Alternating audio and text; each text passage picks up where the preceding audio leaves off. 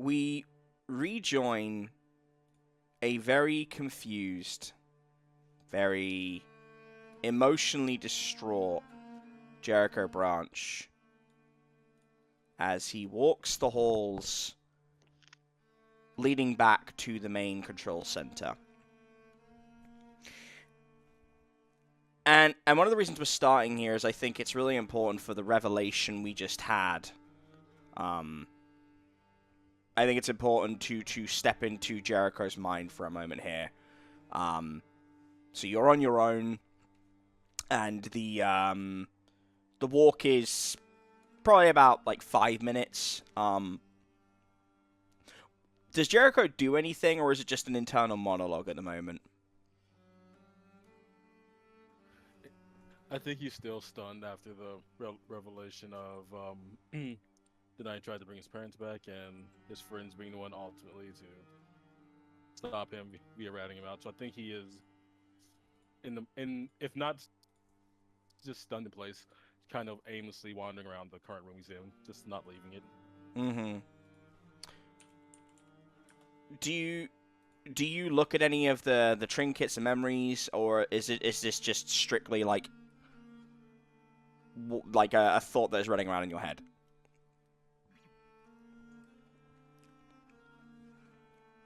I think it's a thought running around in his head. The process repeats in your mind for a few minutes, and you hear a voice call from down the hallway. So I guess you figured it out, huh?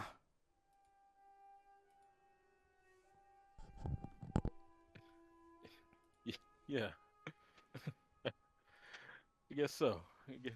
Guess so. Ah, Jericho.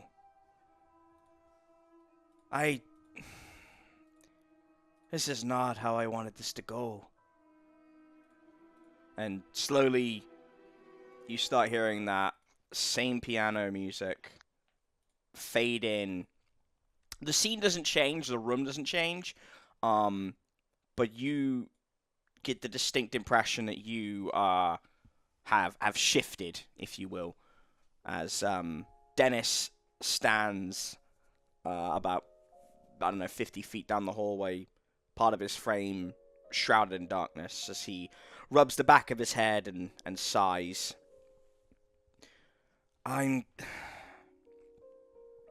For what it's worth, I am sorry. For what it's worth, I'd like to tell you that I'm not pissed off right now.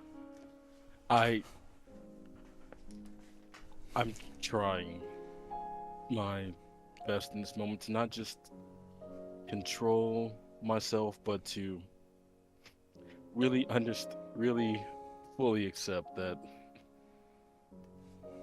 y'all were right for what you did. When it comes down to it, I never really had much control over my life back then, and for me, in the moment, maybe even now, I feel like that was a moment that I could have made 100% of a choice that was Jericho's, and I don't fault any of you, but it hurts. It does hurt. Huh. Okay, so I as the DM was not expecting that, and I don't think Dennis was either. He takes a step back and says, well, it seems like you're doing some growing, but it's okay to feel a little slighted. I mean, Jericho, yes, what you did might have broken the code, and yes, it was wrong on an ethical level, but my God, who wouldn't do that? Look at your life. Look at where you've been, what you've done, the losses you've had. Why wouldn't someone do that? I think the reason that I have tried to help you through this trial is guilt. And I'm sure Nish and Kruger, hell, what would Kruger think? Man. Look, I can't keep you here long, but I want you to know that I'll do what I can when the time comes. But Jericho, you're gonna have to make a choice. Because in the Order of the Moth, someone always pays. It's just a matter of who.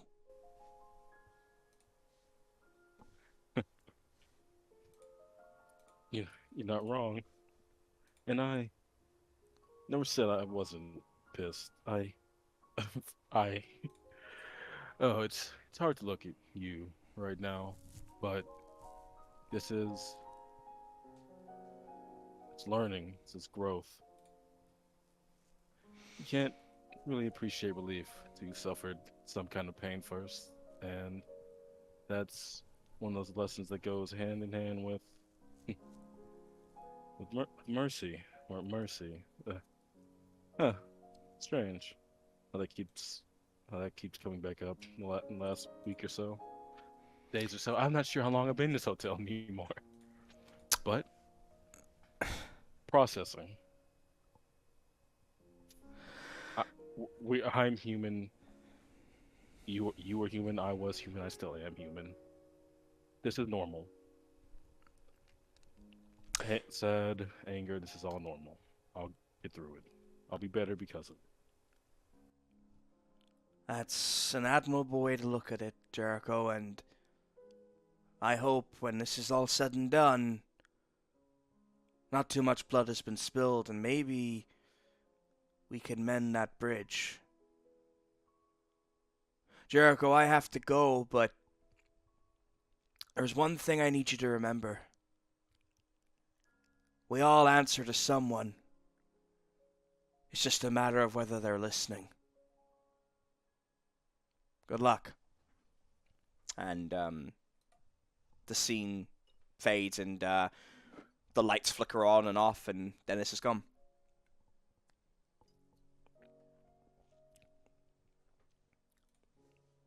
And that music lingers in the air for a minute. Your coach just kind of toots. Mm-hmm. Is that for a minute, or is it just completely? It lingers. It's like an echo. Like you can hear it kind of going down the hallway. You know what I mean? Fading out. Yeah. Then the last few silent moments, Jericho just will throw his head back, close his eyes, and just focus on it as it fades. Okay. We're gonna jump back over to the main console area.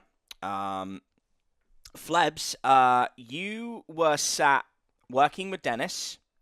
Working with Byrne, and you saw a little bit of information on the console that made you jump back, a little bit concerned. You couldn't read any further. Email. Yes, the email. You couldn't read any further into it at the time. Jimmy, you attempted to detect what was going on. You didn't detect anything. And, of course, Callista has been looking at their own information, as has Peach. So Dahlia comes back in and is completely mute and just sits at the back wall and is not communicating with any of y'all. But, Flebs, I want to know, what do you want to do at this moment in time? Byrne is still working away, has barely sort of acknowledged that you sort of jumped back. What do you want to do? I want to read that email. Okay. I think that would be I think it'd probably be an investigate mystery roll. Okay. Here we go. Yeah. All right. Let's go. Well done. Yeah, Flebs, I don't even know if you need to be subtle about it. Maybe you choose to, but, like, Byrne is just working away. He is not paying a lot of attention. You realize that the email is not one that Byrne has been involved in at all. Byrne is not remotely aware that the email is there. It has been intercepted. 2 people were communicating, one of which is an obscured, it's always been redacted, but it's been sent to the concierge. And the email, I won't do it verbatim, because this is delightful improv, and I don't want to trip over my own fucking words that much. But the gist of it, Flebs, is that they've been monitoring each of you. They watched you. They made some notes similar to the review that you guys got when you first met each other. For example, it says Dahlia, volatile temperament, easily swayed by past trauma, and has dark desires that they can give into possible manipulation, psyops consideration. Next to Margot, it says PTSD riddled, survivor's guilt, quick to anger, already contained. Next to Jimmy, it says controlled anger through trials and mentorship. However, based on prior situations during the hotel, remarkably easy to manipulate and handle. And then it has in brackets, caution, ungodly strength, suggests that you bring down through surreptitious means. Next to Callista, it simply has kill it over and over again. Next to Jericho, it says under no circumstances must you maim, torture, or harm severely due to Protocol 7. Subject must be brought to the rooftop with minimal damage rendered. And next to you, it says target has already been acquired. No further intervention necessary. And it is signed off and sent to the concierge, who simply said, understood, we will reciprocate and respond. And you could see that data packets have been sent to the concierge. Similar to what Mueller was gathering on you. It is a mountain of information, though. On a 12, and I'm giving you a lot of this because you got a 12, and I really want you to, to feel that success. You, in your intelligence, would estimate that whatever the concierge is, whoever they represent, they know more about you all now than you probably know about each other. Yeah. What do you want to do with that information? I mean, I'll share it with the team when they get back. Mm-hmm. Okay. So, the reason I gave you that I don't info... want to bring it up. That's fine. The reason I gave you that info is it's an advanced success, just in case we do release these. And obviously, normally you would ask a question, but your question was going to be what's on the email. So I just sort of wanted to skip ahead and give you that info. Because I know I'm playing this a little bit fast and loose. Okay, so, we'll save that information, so you can tell everyone when to come back. Jimmy, you have been pretty quiet for a while now. Especially from the last session, because you didn't really have anything you wanted to find out. The past is in the past. It should just stay there. Do you want to do anything, or do you want to wait until this information is passed on to you? Just because I want to make sure you're getting time to, do your thing. I would like to wait until Flebs is able to pass on this information. So Okay. Make a plan from there. No problem. That's fine. Callista, same to you, and Trevin, same to you, or do you guys have anything you want to do first? No, I think Callista's similarly pretty quiet. Did you want to contact Lady Death before you come back into the room, Callista, or are you good? No,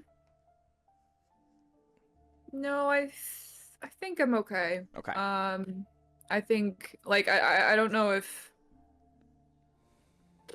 No, I don't think she's learned... It's not like she's learned much more about the, about the matters that she told her to report back on. Mm-hmm. She's probably just imagining that she will be able to do a debrief, near the end. Okay. Okay, no problem. Alright, so, in that case then, we'll move over to, like maybe 15, 20 minutes. So that gives Jericho a chance to really chill and process everything. And same for Callista. And Burn has finished typing up. He wipes the sweat from his brow and says, "All right, so I've just sent a request to transfer the finals of this data. The current percentage is at 58%. I have no idea how long it'll take, but I would say we're running against the clock right now. So everyone's done exploring, from what I can tell. The moment this is done, we should really leave. But I'm gonna say that some of us should really be upstairs as well, keeping an eye, because we don't know what's coming. And the last thing we want is for them to take this data."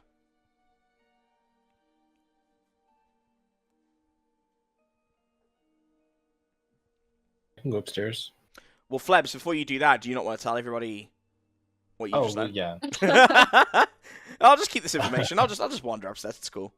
So he looks Yeah, at you so and he's I'll like, just- "Flebs, you look a bit rattled there, fella." Yeah, I found an email to the concierge, and it had descriptions of all of us. You're fucking joking. No. What do you mean descriptions of all of us? Well, Callista, yours just said, kill it, kill it, kill it, multiple times. Mine just said target acquired. Jimmy, it said you were really strong and that you could be controlled or manipulated through your anger. And I'm sorry, I forgot what Jericho's. Jericho said So- minimal damage to target. Yeah, don't harm Send take hurt. to the rooftop. Jericho. Yeah. Burn is like wide-eyed when you say that, and he takes a look at the email, and sure enough, his name is on there. And it says paranoid schizophrenic, easily manipulated, do not let leave the floor. And he kind of backs away and is just looking in horror at the screen.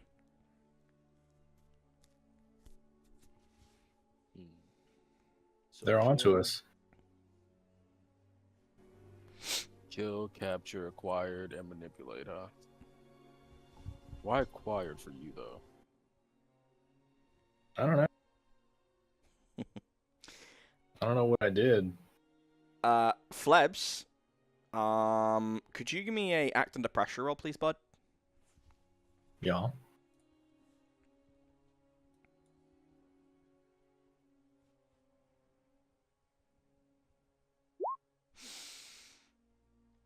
Okay. So you got a 9. You have literally had the worst luck with this. Well, I say Yeah. worst luck. It's given it's not a fail, it's not the worst. But yeah. Worst outcome, hard choice or price to pay. Price to pay. Okay. You start talking, and you see Julia, your cat, walk behind Jericho, and she stares at you for a minute, and she starts talking to you. And she says, "There is nothing to fear, dear Joel, dear Flebs. This is just a part of the process. Don't tell them I'm here. They won't understand." Yes, Julia. Bear in mind, you're now saying this. You've stopped talking, and in the middle of this, you're now saying it. So yeah, you're like, Yeah. "Yes, Julia. Now, be a good Flebs and get your juju bag out, please." And the price to pay is that you got to follow whatever the cat is saying. Okay. So pull my juju bag out. Yeah.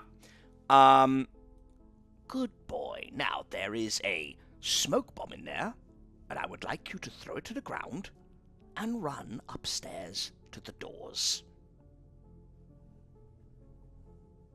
Out of character. Mhm. I have to do this? You do. But you're not going to get hurt. Okay. You're not going to get hurt, don't worry. I'm not going to be that mean, because you got a 9. Okay. So, yeah, you in the middle of this, you just go, yes, Julia. And before anybody can react, What? you throw a smoke bomb from your juju bag, and you bolt for the upstairs area. The last thing Julia says to you before you kind of like get this little bit of a haze is, become one with the trees, Flebs. Become one with the trees. Now, before we move any further, I am going to let you roll for I've read about this sort of thing, because I want to see if you can resist this.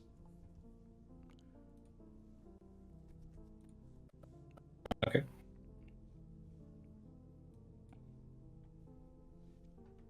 Okay. Wow. Yeah. Okay, so you get up the top, and you you come out the door, and Julia is now just meowing at you. It's kind of a bit strange, but that voice is still around you, and you look at the trees that are sort of surrounding this compound, and you see that they have mouths. Which is probably horrifying. And they are all saying, join us, Flebs. Become one with the trees. But you know that this is a visual magic. You know that something just tried to manipulate you. And you're not really... I almost feel like you wouldn't be scared at this point, because you've been manipulated a couple times now. But you sense your body is kind of going towards these trees. You still have control over your mind, so you can call out to the gang, but you're kind of going towards them. You realize on a 10 that this is one of the sentinels. One of them has manipulation magic, and they are trying to pull you into the depths of the forest. And right now, everybody is still downstairs, blinded by the Covered in smoke. smoke. Yeah. So, I'm going to say the first person who would react is probably Jimmy.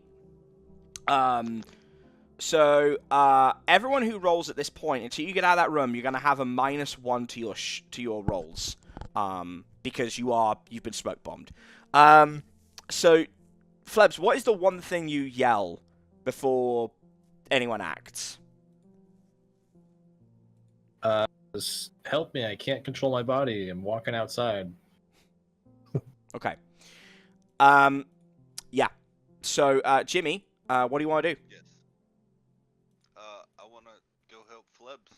Okay. Give me a act under pressure roll, with a disadvantage.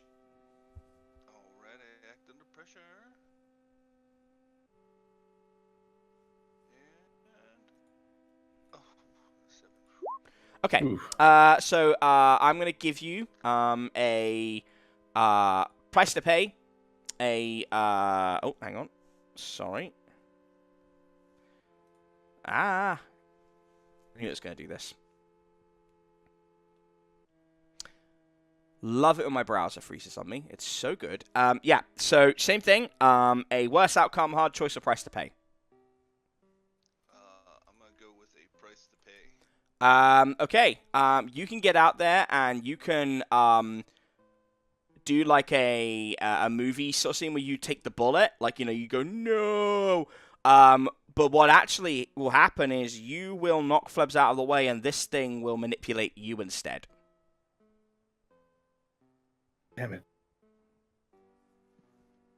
So that's what you want to do? I'll still do it, yes. All right. So, while everybody else is still sort of getting their bearings, you run out there and you grab Flebs and I don't know if you throw him to the side, you throw him back through the doors, but you... Back through the doors. Okay. You throw him back through the doors, and this thing completely kind of encapsulates your mind. And yeah, I imagine it fucking sucks. As your thoughts kind of change from, I guess, like cohesion to aggression. Yeah, you are walking through the woods as you see all these talking trees. And Flebs, you don't see talking trees anymore. You just see fucking trees. But you notice that Jimmy's eyes are glowing a little bit too bright as he slips away into the woods. Damn it. Callista.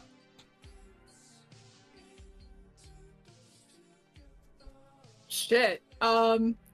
So sorry, I was taking notes. Did we like the rest of us are out of the downstairs now, or are we still down there? Nope, you're still down there. trying to- You're still down there. This has Okay, all happened in well- the span of 15 seconds. Okay. Yeah, Callista's gonna try to. I think they're cursing the human vessel right now because they're like their eyes are watering and they're like coughing at the smoke and everything, and they're like pissed that they they have to worry about that. But I think they're gonna try to head toward the stairs and try to go up and help. Okay. All right. So I guess act under pressure. I'm gonna switch this music because this is not appropriate for what we're doing. Oh, do I have -1? Is that what it is? You do.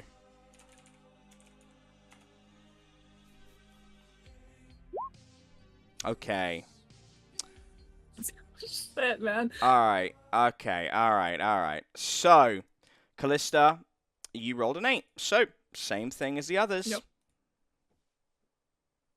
What do you want to do? Do you want your price to pay? What would you like out of these? Sorry, it's price to pay, hard choice, and what? Worst outcome? Yeah, worst outcome. Oh, man. Yeah, fuck it. You know what? I'm gonna jump on the bandwagon. I'll do price to pay. God damn. All right. Okay, so you get out there and you are able to see the route that Jimmy is taking, but you are met with a strike to the back from a very fine blade as Margot, one of the sentinels, gets a good shot in on you, and you take 2 harm as you get some distance between the two of you.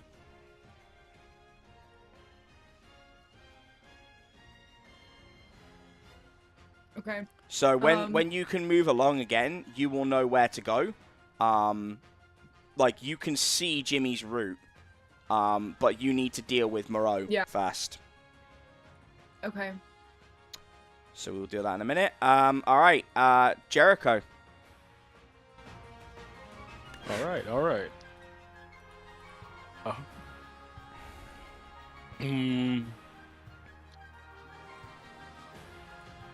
So everyone else, I'm still downstairs. Everyone else is upstairs at this point, walking towards trees or watching all the people walk towards trees.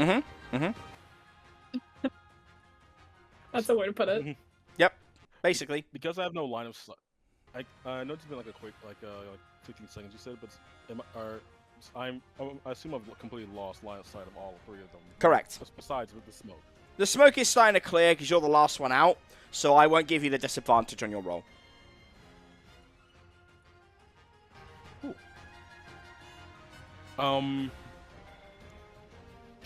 Is there a way I could, hearing what Flebs said, could I roll detect magic before acting?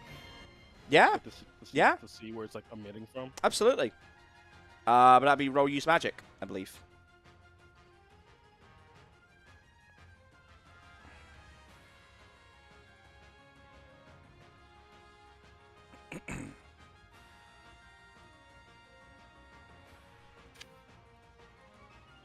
Okay. On an 8, you get to choose the effect, and I get to choose the glitch. Alright. So the effect you want is to effectively you want to see the path that's going for this. You know, it's going where Jimmy's kind of leading, right? The effect, specifically, I was trying to detect where, like, where the magic's coming from that made Fleb that made Flebs lose control of his body. Yep. Seems from what I would know. Yep. Yeah, the magic is... So you follow the magic out to the doors, and you see a pretty clear blue path leading into a clearing, probably about 300-400 feet, and there is a binding ritual area there. It's the last part of the barrier before the darkness kind of keeps encroaching on, you know, where the garbage men are and stuff like that. So whatever walks in there, it is going to be bound, and then when the darkness comes back, it'll be taken by the garbage men. So there is a time limit, but you get the impression of whatever is there. If anyone walks into that zone, wherever this sentinel is, that's it. They are fucked. Now the glitch. I'm gonna save that. I'm gonna keep that one in my pocket. But yeah, that's what you see. And now, that sentinel is gonna take a roll, and I'm not gonna tell you what it's for. Awesome. Well, it would be fun. That's not ominous at all. So this is, let's see what we can do here. Okay, do you use magic? I'm stressed. Hey, the Final Fantasy battle music should be helping. Oh. With the stress.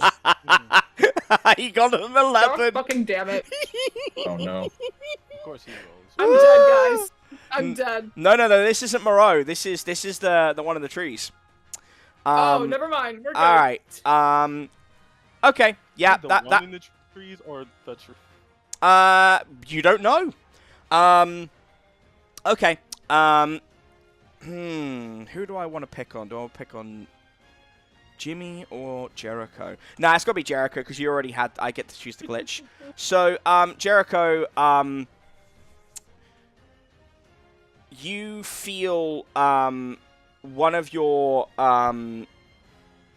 divine beasts, Saint, being pulled from your shoulder and dragged into the forest by some unseen force. You naturally kind of move to stop it, and you take one harm as a result of that like resistance, and you watch as Saint is pulled away through the trees.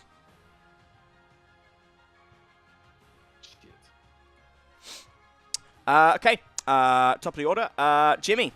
There isn't a lot you can do, but you could certainly try. I was gonna ask, since I'm being controlled as regular human Jimmy right now. You are. Is there a way? Is there a way? Why, like, I don't know if it would be use magic or what, that I could tap into the rage that fuels the Sasquatch Jimmy? Yeah. I'm just wondering. No, I like that. The mind control. I like that. I'm just wondering. I'm wondering whether that would be. Would that be a use magic, or would that be act under pressure? That's what I'm trying to figure. I don't know. I was asking you. I didn't know if it'd be use magic. No, I'm thinking out loud. Let's take a vote. What do you guys think is fair?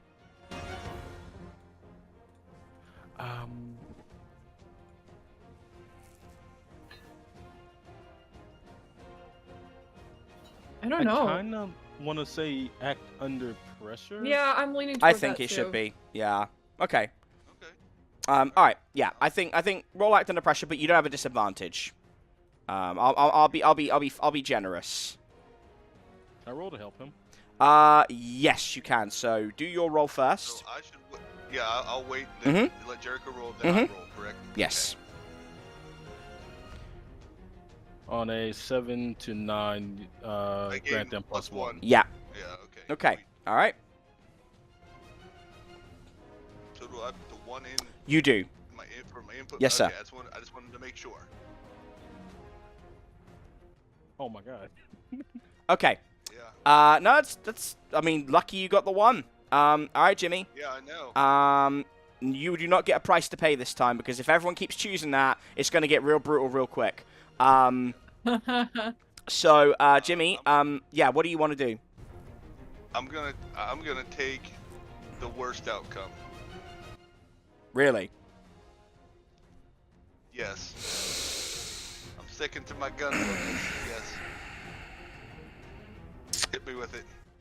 Okay. One All day, one of us is gonna succeed one of these rolls. I'm telling you. All right. Well, I guess we're gonna have a little replay of a few weeks ago.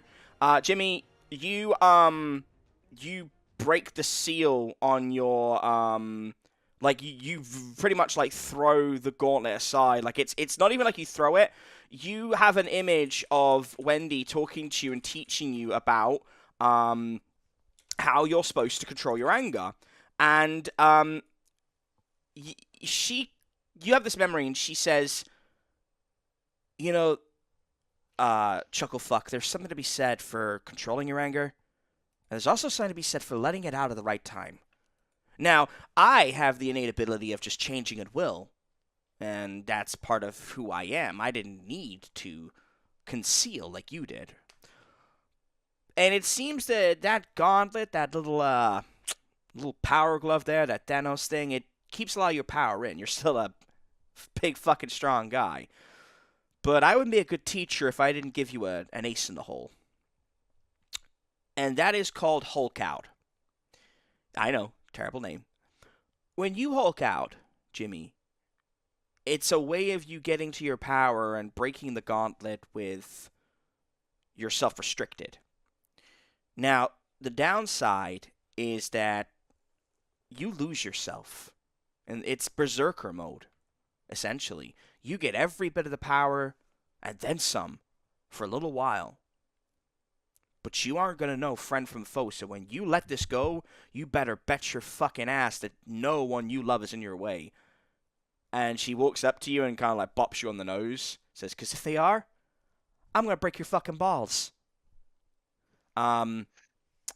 So, yeah, you break free with an almighty roar, and you take the risk. But that means, my friend, while this fight's going on, you don't get to target. You can tell me what you want to do.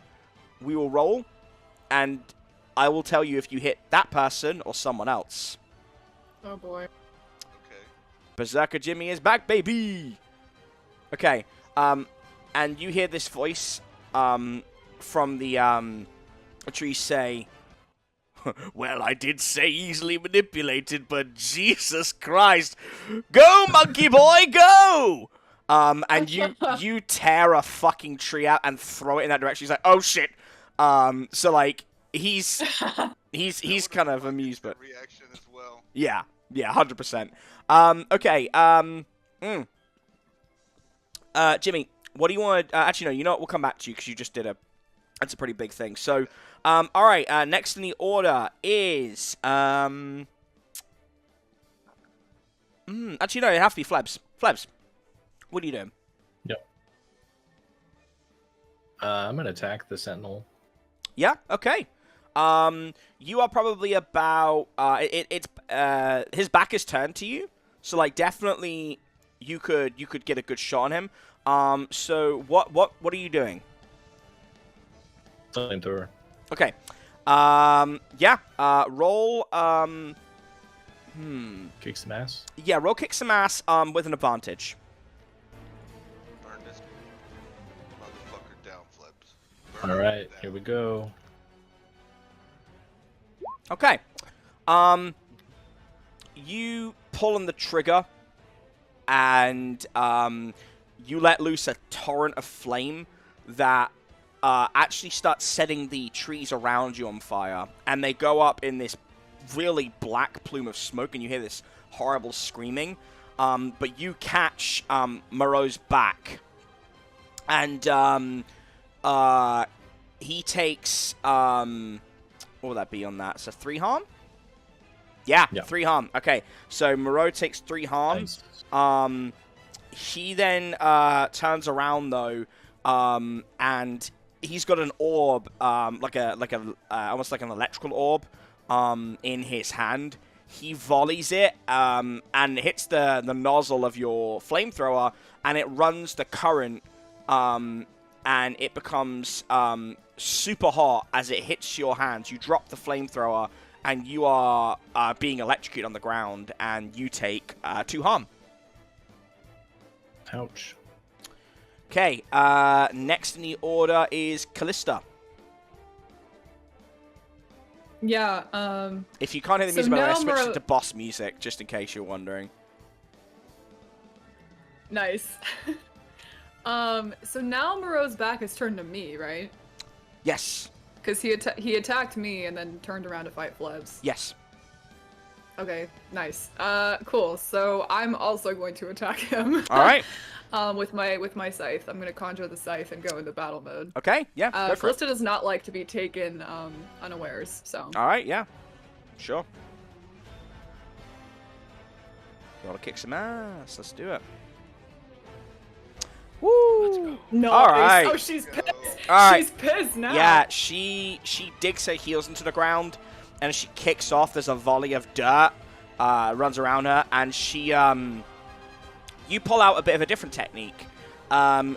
You don't pull out the scythe from this pocket dimension until you're about to swing, which adds a little bit of like torque on it, and you take his back, and you carve 2 huge X's, one shoulder to the other, that refract light and bring him down to a knee, and he suffers 3 harm.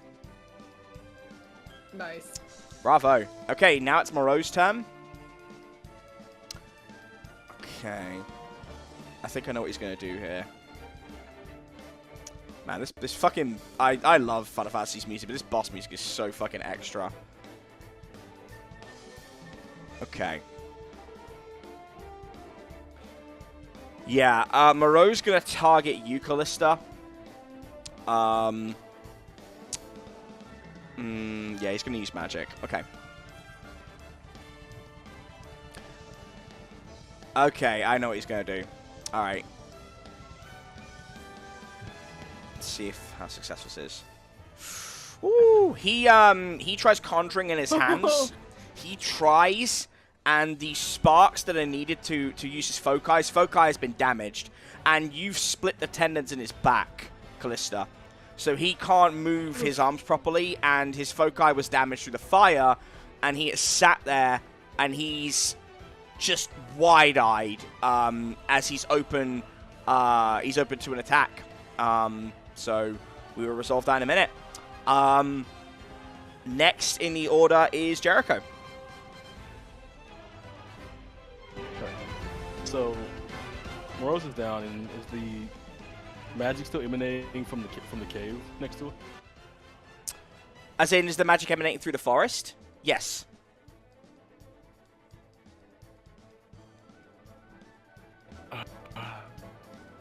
Don't go in the forest. Enemies in there. It's bad news. You do you.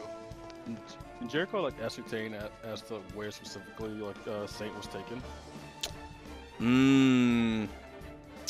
I think you can, but you would need a good roll. You would probably need a I think you would need another magic roll, but that will take your turn, and you will be open to attack. But yeah, I mean, if you get a 7 or above, yeah.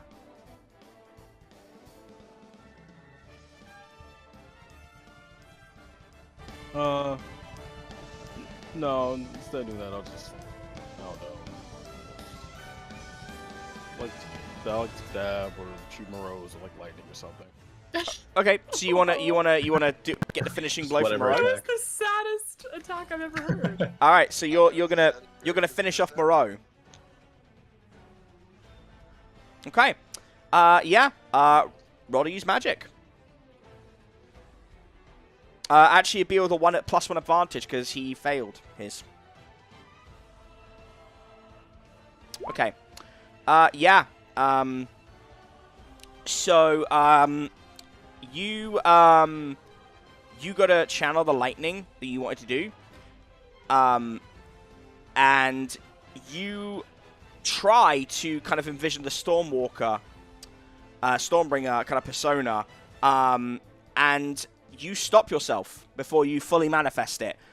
Maybe you're still thinking about the memories, maybe it's hesitation, but either way, you can't bring yourself to do it.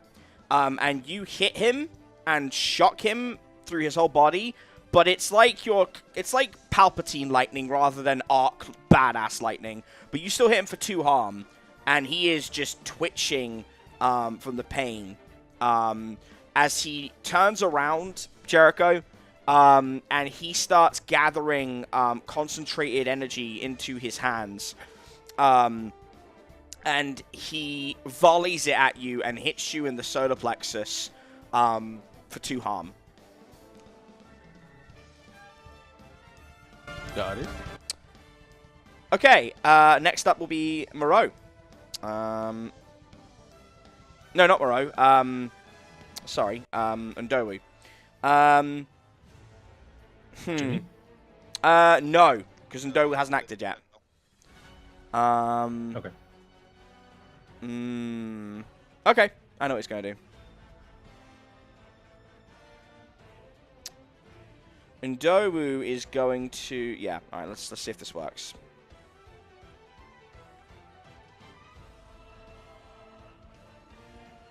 Is this the one in the trees? Yeah. Yeah, he is so... The trees that are on fire? Well, he jumps to a tree, and the branch is, like, nearly broken, and he loses his footing. Again, you don't see this, you hear it, and you hear, oh, bollocks! And, he, jumps to another tree as, Jimmy is just wrecking shit around him. You still haven't seen him. You don't know exactly where he is, but you can hear him. But, yeah, he tries to cast a spell. He cannot get the concentration necessary. Jimmy. Yeah, even through all of the rage that Jimmy is feeling right now, he would have still heard Naru, and he would move that way. Okay. To try to, I don't know, tear the tree down he was on, or because I can't reach him if he's in a tree. So Okay. I would like to at least try to get him down to ground level. No problem. Remember, when you're in rage mode like this, the only weapon you have at your disposal, granted it's a dangerous one, is your bare hands. Yeah. So yeah. All right. So I would say roll kick some ass with an advantage. But if this roll isn't good, Jimmy, it's gonna go bad. Okay. It's a 7. Uh-oh.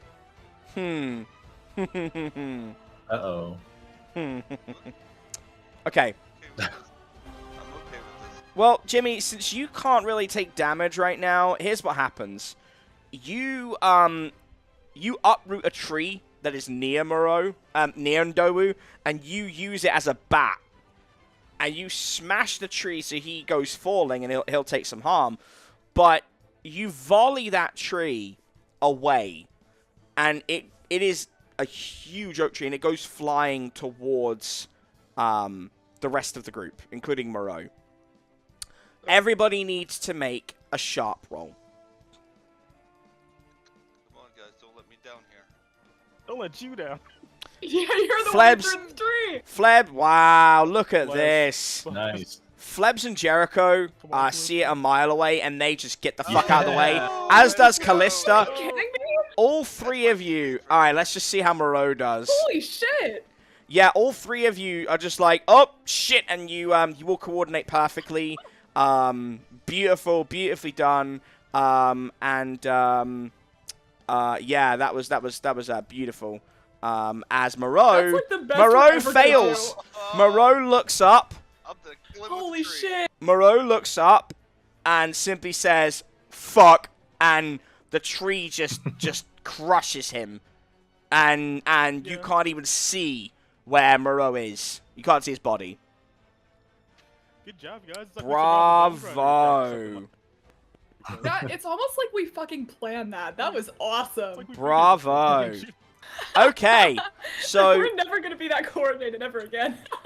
Margot is out of the picture. And we go back to Flebs.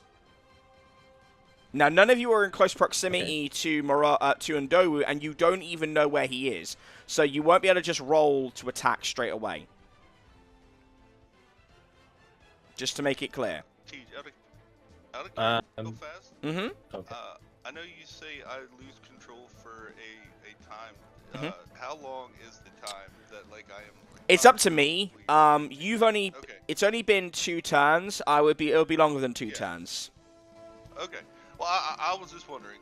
That, I would say like for a trump card like this, it's got to be between 4 and 5 turns. Because otherwise you'll use it too often, and obviously the risk is still there. yeah. Yeah, for sure. Okay, I got you. Thank you. Okay.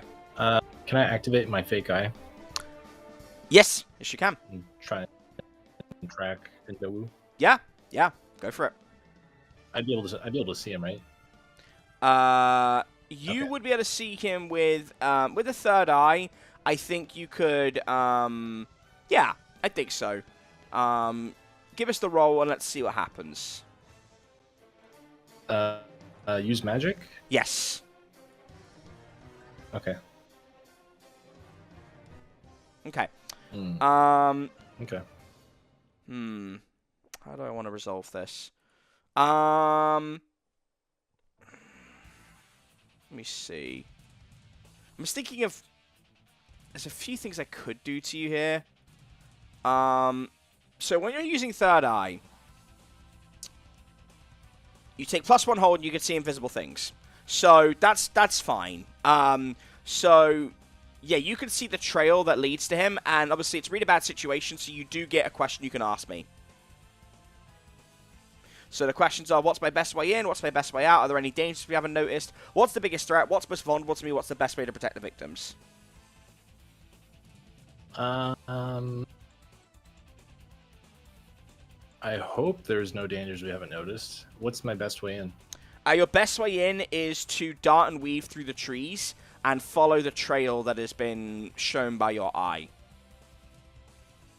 Okay. And then can I relay that to the group? Yeah. Like, I Yeah, can yeah. see a trail. Mm-hmm. Okay. I can see a trail.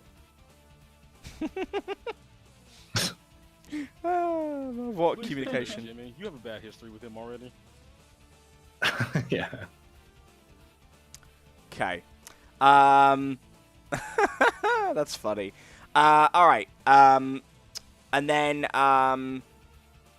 yeah, okay. Callista, Callista's next. Okay. Sorry. So the trail is like where Jimmy went? The trail that, I believe Flebs just looked for was where the other spell slinger is, Ndowu. Oh, okay. Okay, so can Callista just like follow that then? Do I have to like You can follow Jimmy. Yeah. well I don't want to be killed by Jimmy though. I mean, it's always going to be a risk. You can roll act under pressure to get by Jimmy and get to Ndowu. We have not been doing very good at act under pressure rolls. Oh, let me think. Mhm. Actually, could I? Well, shit. Sorry, can I use my unquenchable vitality? Actually. Yes. Tell me what that does. That will hopefully heal myself. Okay. Yep. Just because I am hurt. Okay. Not a problem. Okay.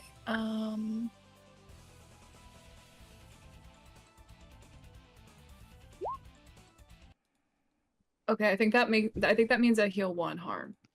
Let's have a Yes, look. You heal 7 to 9 to heal 1 and stabilize your injury. Okay, cool.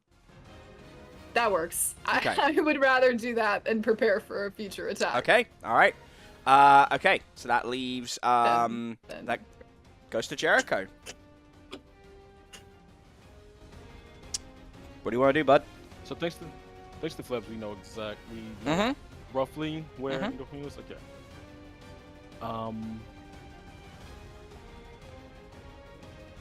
And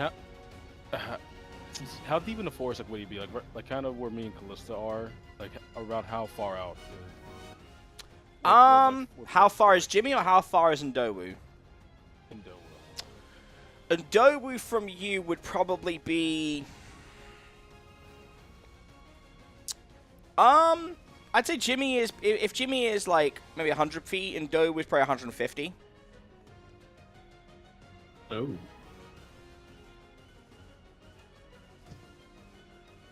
Would that be too far out of range for magic? For like missile? It wouldn't be for a good magic roll. But what do you want to do? Like, what is it you want to do here? I want to see if I can shoot him out of the tree. Okay. Okay. Yeah. Give it a go. Awesome.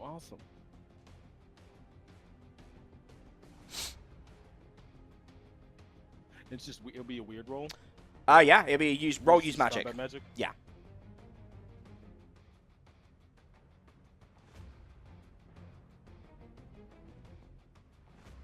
And then I want to infuse the missile with necrotic death. Oh, okay. Okay.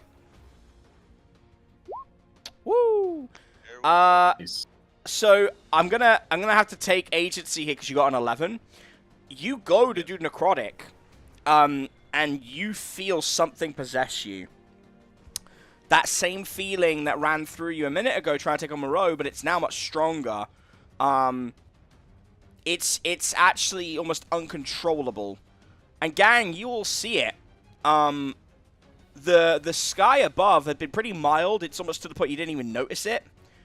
It is blackened.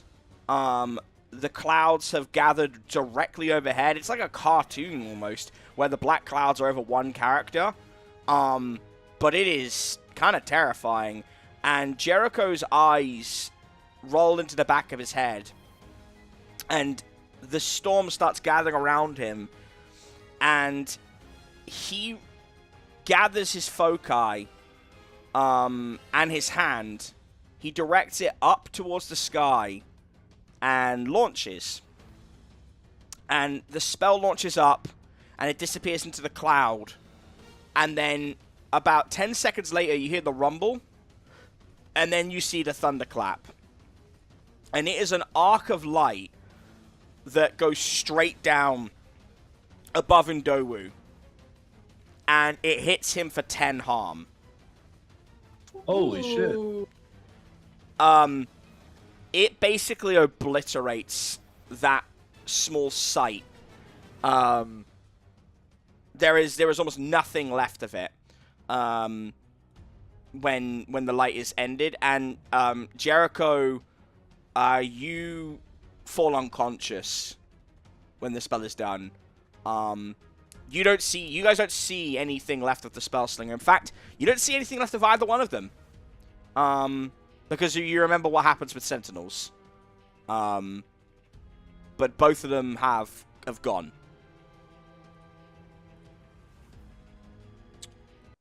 So bravo, gang. God damn. Yeah, that might be the strongest attack ever thrown in the game. That's literally what I put in my notes. Yeah. Mm-hmm. I was gonna say I was gonna be like, all right, Jericho, you be the lightning, I'll be the thunder. But Jesus, he doesn't need fire. He doesn't. Yeah, he was the lightning and the thunder. That was a Widowmaker 1-shot, 1-kill.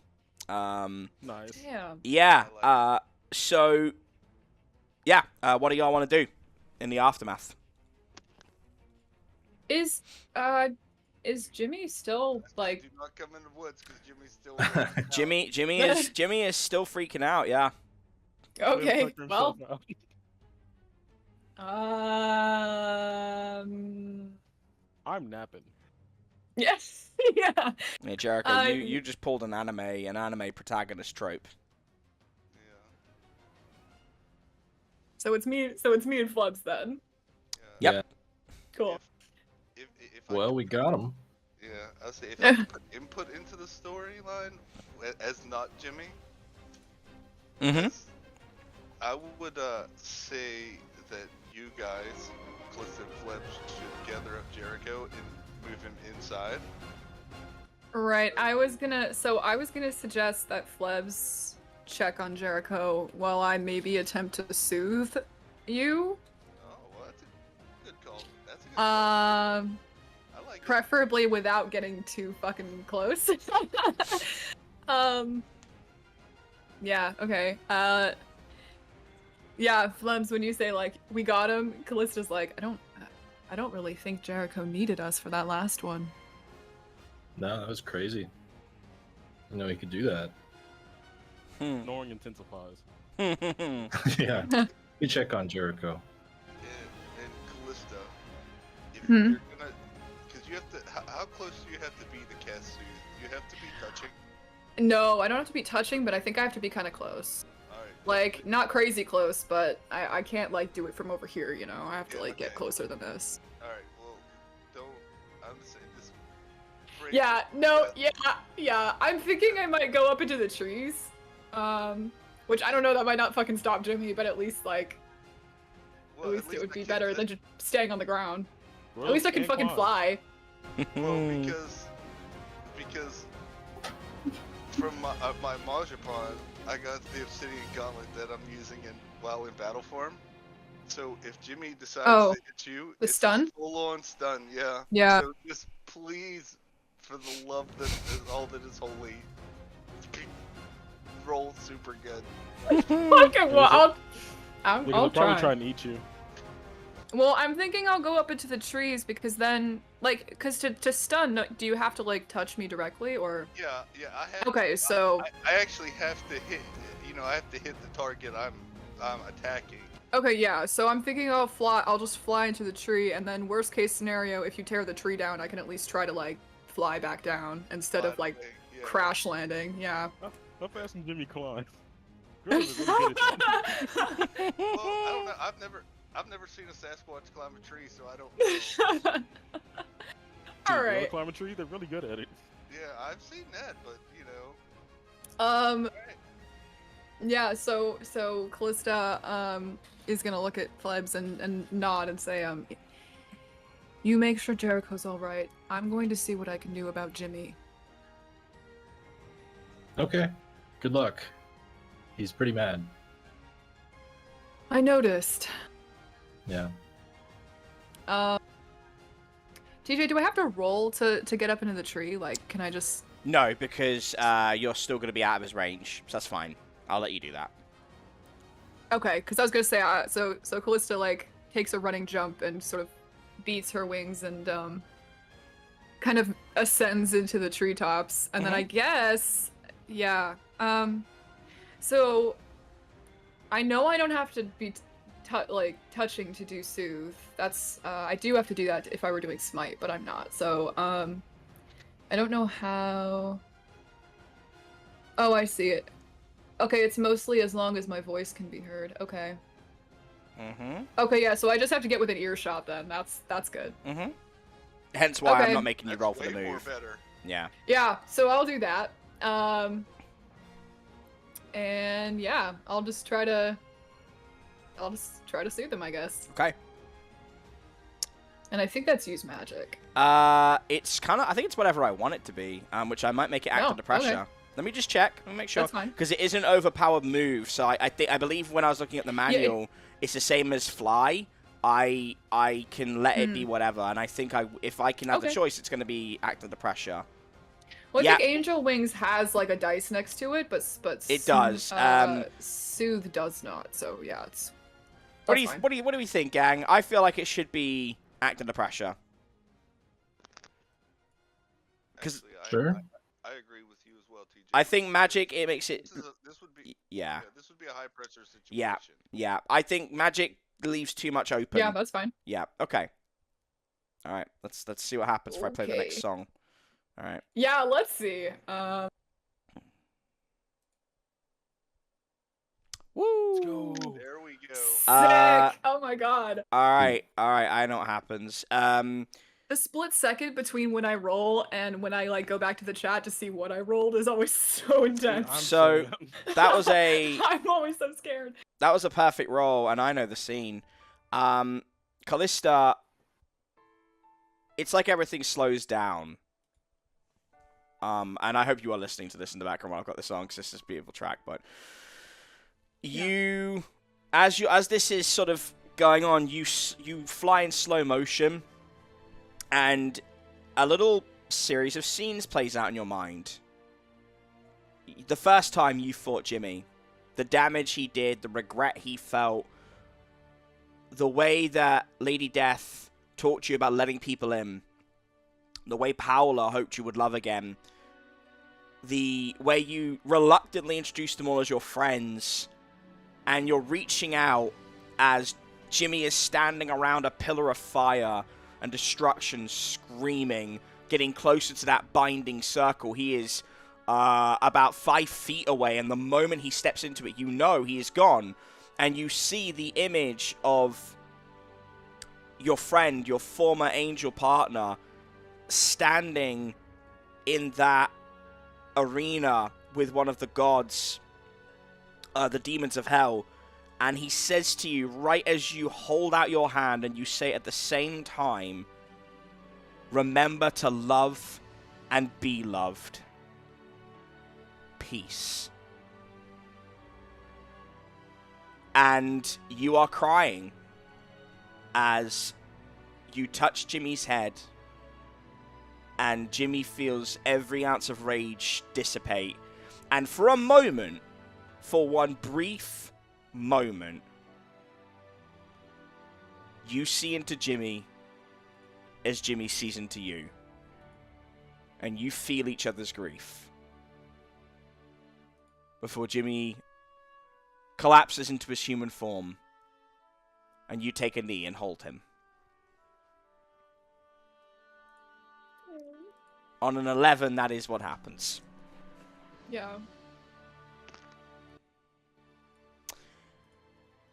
We're gonna pause that scene for a minute there, as Flebs and Jericho are in the building, and Burn comes up, very distraught and tired and disheveled, and Flebs, he walks forward, and he puts the drive in your hands. Doesn't even look at you. And he says, is your way out somewhere outside? No, I don't know. The elevator we came here on disappeared. Great. Well, if you don't mind, I'm going to go and take a walk. You sure it's a good idea? He doesn't even... He ignores you. He doesn't wait for you to reply. He just walks. You get the impression that there was something on that hard drive that has really messed him up.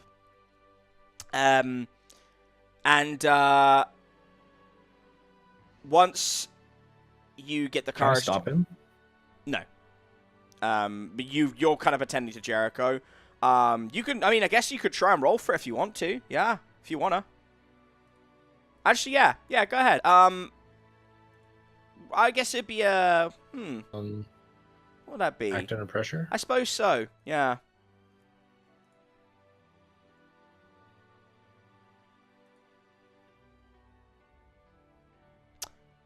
I'm like, hey, wait. Oh boy. Don't go. That's about all I do. No, I'll tell you what happens. Whew. You get to the door, and you see Burn with his head down, despondent, walking towards the little stump area that Jericho was sitting on. And you hear him say, I saw, so I'm ready. And a small rift opens up, and the concierge is standing on the other side. And she says, are you sure you're ready to atone? And he nods and says, there's no coming back from what I've seen. And I wanted to look you in the eyes just one more time, you bitch! And he spits in her face. And she breaks his neck. Atoned. She looks to you with this spit running down her face, Flebs. And she smiles. And the portal closes. I'm going to skip ahead, maybe an hour or so. You're all pretty tired, pretty exhausted. And I'm going to, you've all recouped.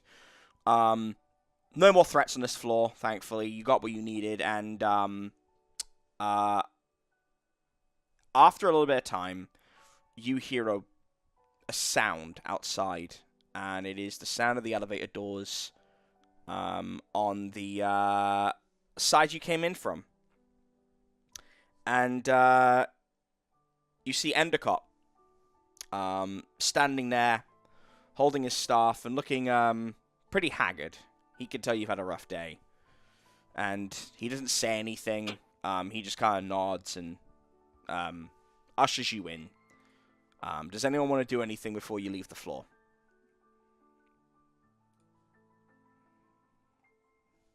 Am I awake?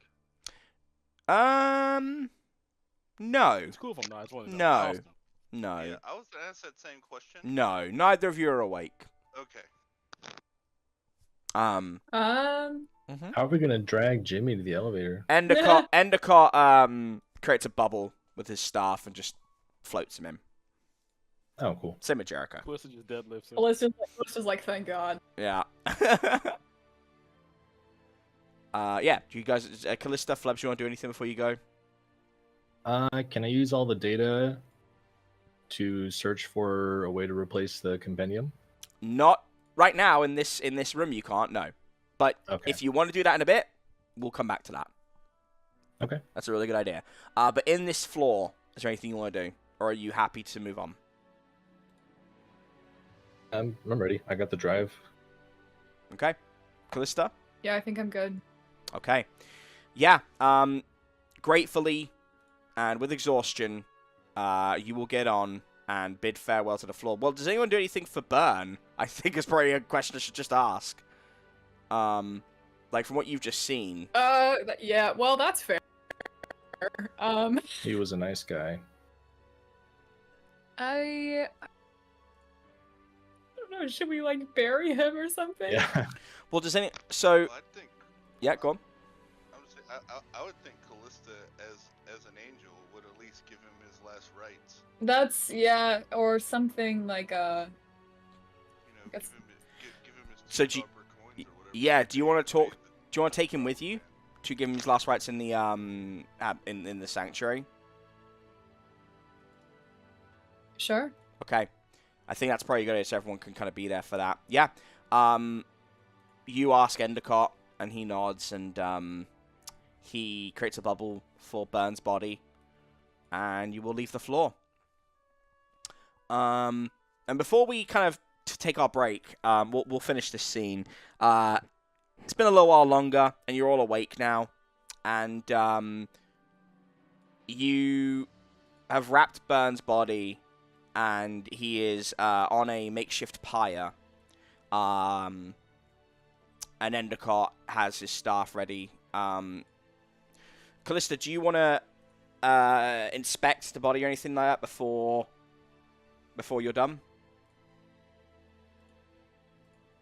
Sure. Okay. I think that would be roll to investigate mystery or roll sharp. Not sure which would be better. I don't like have a specific question or anything if I did Yeah. investigate a mystery. So Give me a like, just give maybe me a sharp. sharp. Yeah, just give me a sharp roll.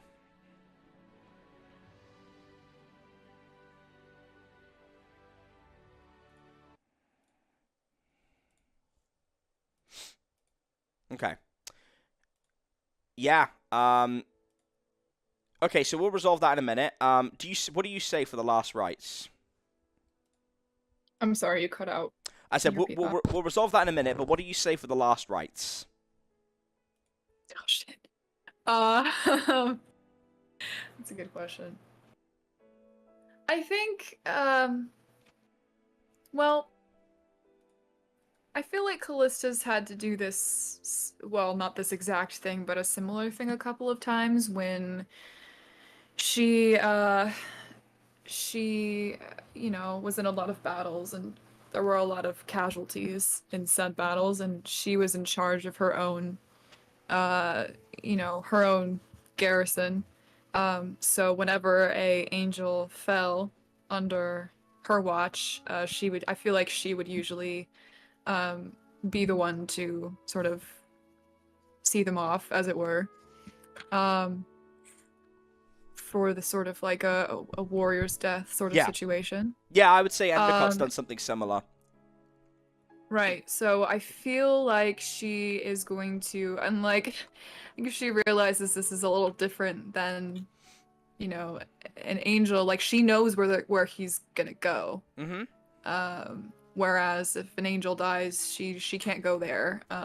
Not that she can go to heaven either, but the point is she's seen it and she knows what's gonna happen. So I think her, like, what she's gonna say is gonna sort of depend on that. Okay. Would you like Endicott to lead it? Yeah. Okay. You're all standing around the body, which has got some kindling and some old papers, and Sully pours some very thick alcohol over the body after you are done inspecting it. And Endicott holds his hands out, a computer duster in the back of his pocket, and says, "My friends, we are gathered here to send off the soul of a proud warrior. We don't know much about Byrne, and he would probably want it that way. He was reclusive, paranoid, and a little bit eccentric. But aren't we all, friends? When I look around this hallowed hall of misfits and freaks and unmentionables, and I include myself, we are united by our strangeness, by our maladies. Perhaps that's why we honor Byrne here. For it is important that we acknowledge our dead and send them to Lady Death to be ferried across the shores of eternity to their final resting place. Callista, if you would." Yeah, Callista steps forward, kind of solemnly, and places a hand on his forehead, and sort of bows her head and closes her eyes and says, "I will see to it that you have a peaceful journey, my friend. I'm sorry that we could not do more for you." Does anyone say anything else? Nope. No? Jimmy? No, I'm good, thank you. Jericho? No. Okay. Callista, on that 9 you scored, you saw a piece of paper that had been printed out, and it was another communication, this time coming in from the concierge to Byrne. And it said, "I know you saw their message. if you want them back, give me Jericho, give me the data. And beneath that, you see a communication that Robin left for Burn. Because you never got to know where Burn came from, and you didn't know who Burn was connected to. And the message doesn't really matter, for the sake of their privacy and whatnot, but it was very obvious that that was Robin's last message as the tent city went down, trying to get it to Burn. And Burn's last act in this world was that of absolute defiance to protect people he barely knew in exchange for saying goodbye to someone he loved. I don't know if you hand that to Jericho, if you show that to the gang, but regardless, once your words are over, Endicott holds his hands out, and he looks to Jericho, who I would assume would join him as they cast this spell of fire. And the pyre goes up, and he says, "We commend this soul to the shores of eternity, and we will ensure righteous vengeance is enacted upon the aggressor." And, yeah, the body goes up in flames as you all stand there. And Endicott takes a huge hit from the computer duster and then offers it round if anyone wants to take a hit, which I'm sure nobody does. Okay, Callista will wants to pass. take a hit. Flebs wants to take a hit? Yes. Alright, Flebs, roll. Give me a tough roll, bud. Okay. I gotta try this shit. You don't. Ride or die, my friend. Oh yeah. Flebs, Oh, yes. Flebs takes a huge hit, and Julia starts talking to you again. But now you're just hearing the Scatman theme. That's that's all you're hearing, and you love it. You absolutely love it. And Endicott just solemnly smiles and says, "I see you like to party. Perhaps at a more appropriate time, you and I will ride the fucking wave, my friend." Sounds good. And yeah, we'll before you guys plan your next bit of action, we're gonna take a short break here. That's To let cool. you I guys gotta regroup. catch up on my notes. Hello, friends. Dungeon Master TJ Lee here. Hope you're enjoying the delightful events that are partaking within the Nightmare Detectives episode 7. Please leave a message. Or alternatively, you have one new message. I don't know what I've decided yet in the pre-production phase. This is such a fun project to do, and hearing this back after many months has been such a joy. If you're really enjoying this and you want to support us, you can get these episodes early at Patreon for as little as $1 a month. There's some other cool little goodies. We have some one-shots with other NPC characters. Obviously, make sure to shout out Spirit Voices, who really is the backbone of this operation in terms of the transcriptions, the summaries. It's not possible without her. And of course, shout out to the rest of our cast. Peach playing Dahlia, Chewy playing Jimmy, Trevin playing Jericho, Joel playing Flebs, and of course, Amy playing Margot. We have an incredible group of people. This is such a blessing to bring this part of Sturgeon to life. And maybe at some point, these mid-episode breaks will have sponsors in them. We will see. But right now, this is going to have a little mid-roll. I wanted to kind of give you a pre-warning about it. I would prefer to, let my audiences know when something else is coming up. It really helps the channel. So please do not skip if you can. I will make sure these are not put all the way throughout. Like, there might be one at the beginning, one in the middle, one at the end. And for a 3.5 hour video, that's not too bad if you're not on premium. We will see you for next week. Which I don't believe I've given the title for yet. So if you've not skipped this, you're getting a sneak peek, and you can let everyone know in the comments that you know the name of the title. Episode 8. We will be calling it The Right Hand of Destruction. And by the time this episode ends, I think you'll know why. Obviously, as always, apologies for any sound issues, like little ticks and tuts and whatnot. I'm not going to take them all out. That would take an age to do. But also, I do try and raise the audio level. My delightful team, they all had different microphones when we started. We never had the plans to release this until I realized what a good story it was. And the microphone quality does vary. I personally like it. I think it adds to the authenticity. I always wanted the vibe to be, you are listening to a bunch of people hanging out. That's what I've always wanted when it comes to people, jumping into the Nightmare Detectives. They sound like friends just hanging out because that's what we're doing. But obviously the quality can be a bit annoying for people. I apologize. I do raise the volume. It does get better over time. And I am trying to make sure these go out every week. And it's just me editing them. So I may miss some out of character comments here and there and stuff like that. If I do, you can always let me know and I'll try and fix them where I can. But I hope you're enjoying the vibe.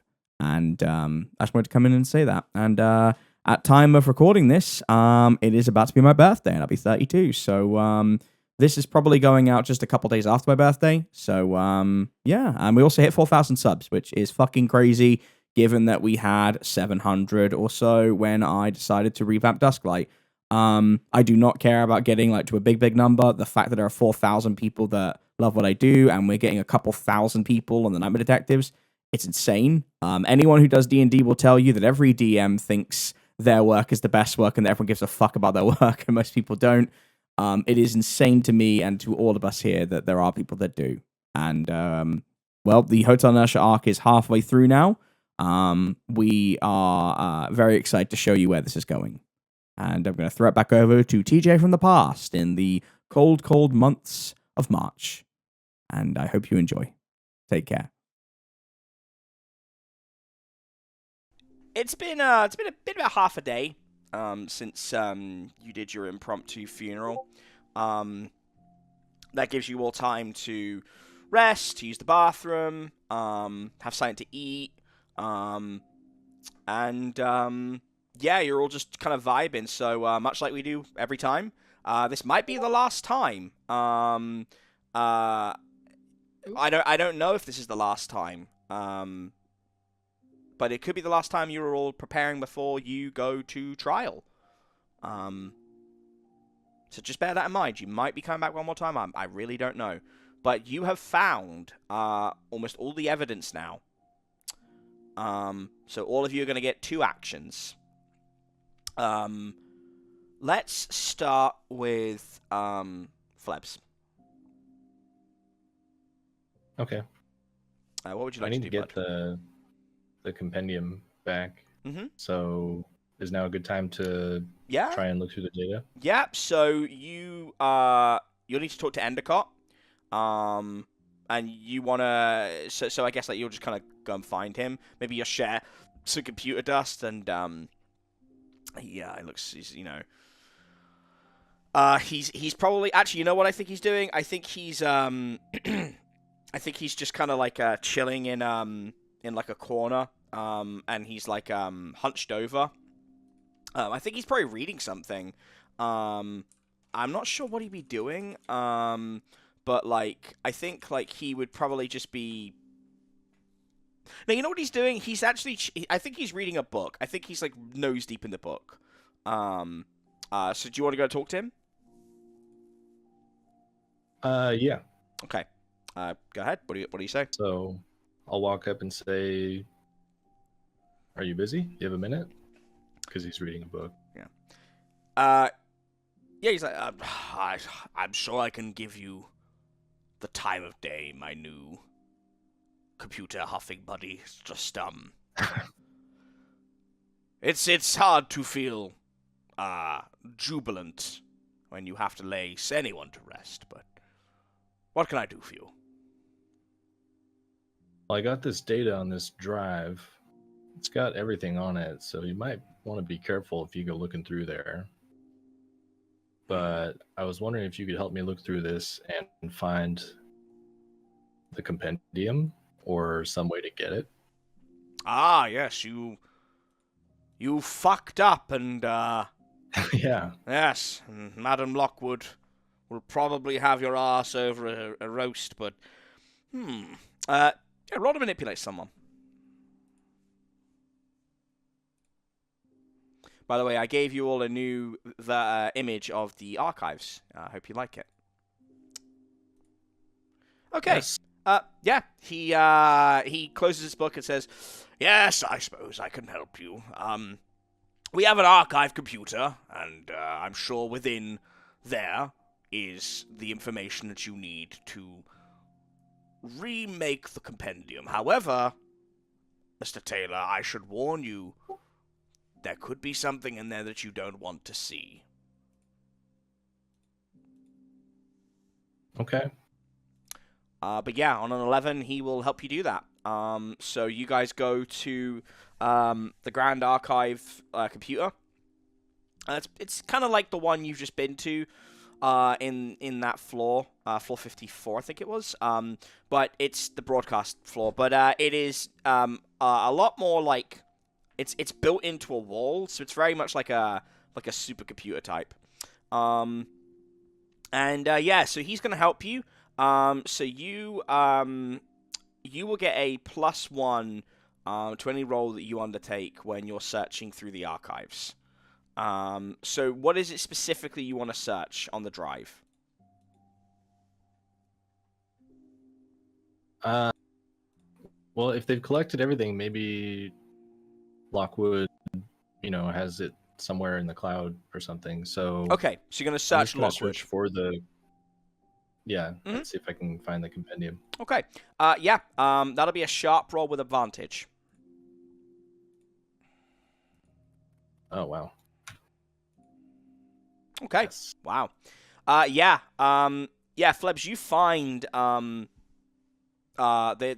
it's actually interesting. You find the earliest archive of the cryptic compendium from Nell Lockwood's memories and messages. And it is a very young Nell, probably about your age. She is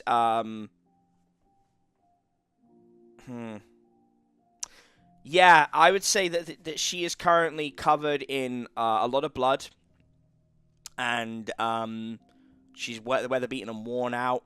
And you immediately detect that this is a message for someone else, and that feeling of I shouldn't be watching this comes over you. But you do watch it, and Endicott, he just kind of stares ahead like he's seeing a ghost, and she says,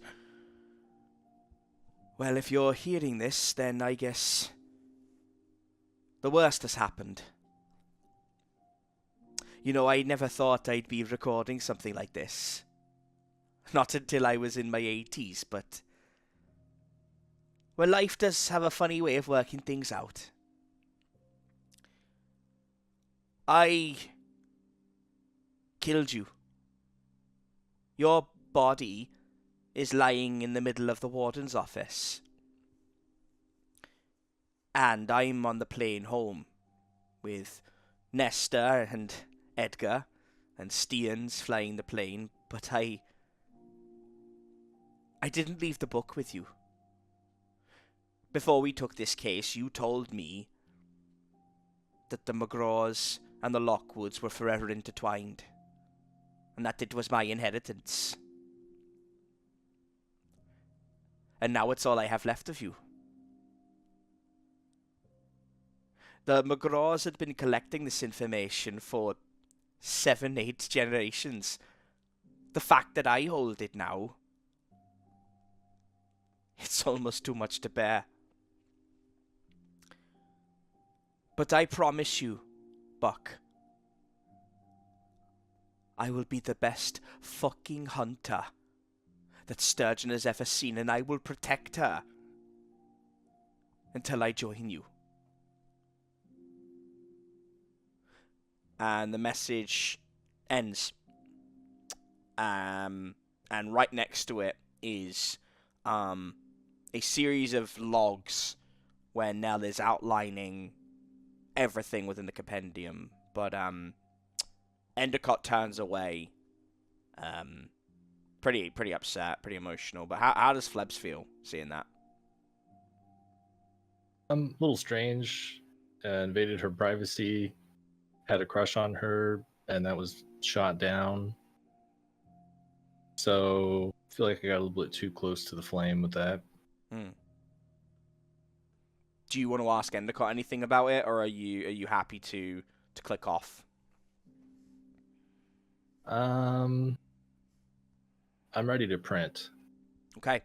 Yeah.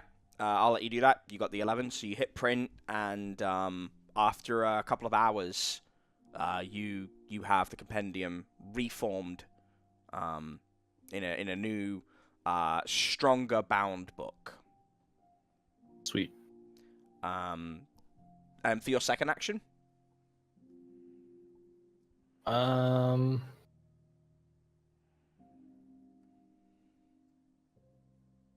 think I'm gonna want a buff. Can I get a drink? Yeah, you can get a drink. Let's switch up the music for this. And then I've already healed my harm, right? Yeah, everyone's back to 0 harm. Yeah. Okay. Okay. Let's have you. Let's go from here. Perfect. All right. Yeah, you go over to the bar, where Sully is kind of there, with Cheddar, and he holds a hand up. Flebs, what can I do for you, buddy? What do you need? Give me a drink. Oh, not even Friend. a please. Oh, there it is. Yep, there it is. Kindness, kindness goes a long way, my friend. Yeah. Okay, no problem. What are you looking for? Something that'll give me a buff. A buff. Like a +1. He looks at you and he's like, "You've been taking Endicott's computer dust, haven't you?" Oh yeah. I'm gonna ask you not to have that if you're gonna be in my bar, Flebs. They don't mix very well together, okay? I don't need you, shitting everywhere, like like you just had too much spicy food. All right, you gotta keep that shit under control. All right. Okay. Understood. All right. Okay. All right. Just need to be said. I don't like to lay down the law, but had to say something. Appreciate it. Okay. Yeah. Give me a Yeah. So what kind of buff do you want? What are you looking to buff right now? Well, we're probably gonna fight something, so my tough. You're tough. Okay. All right. Yeah. Give me a tough roll.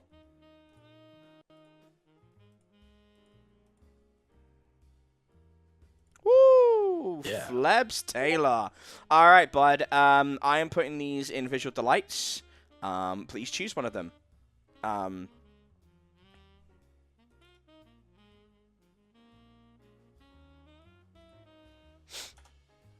Okay, that should come up now.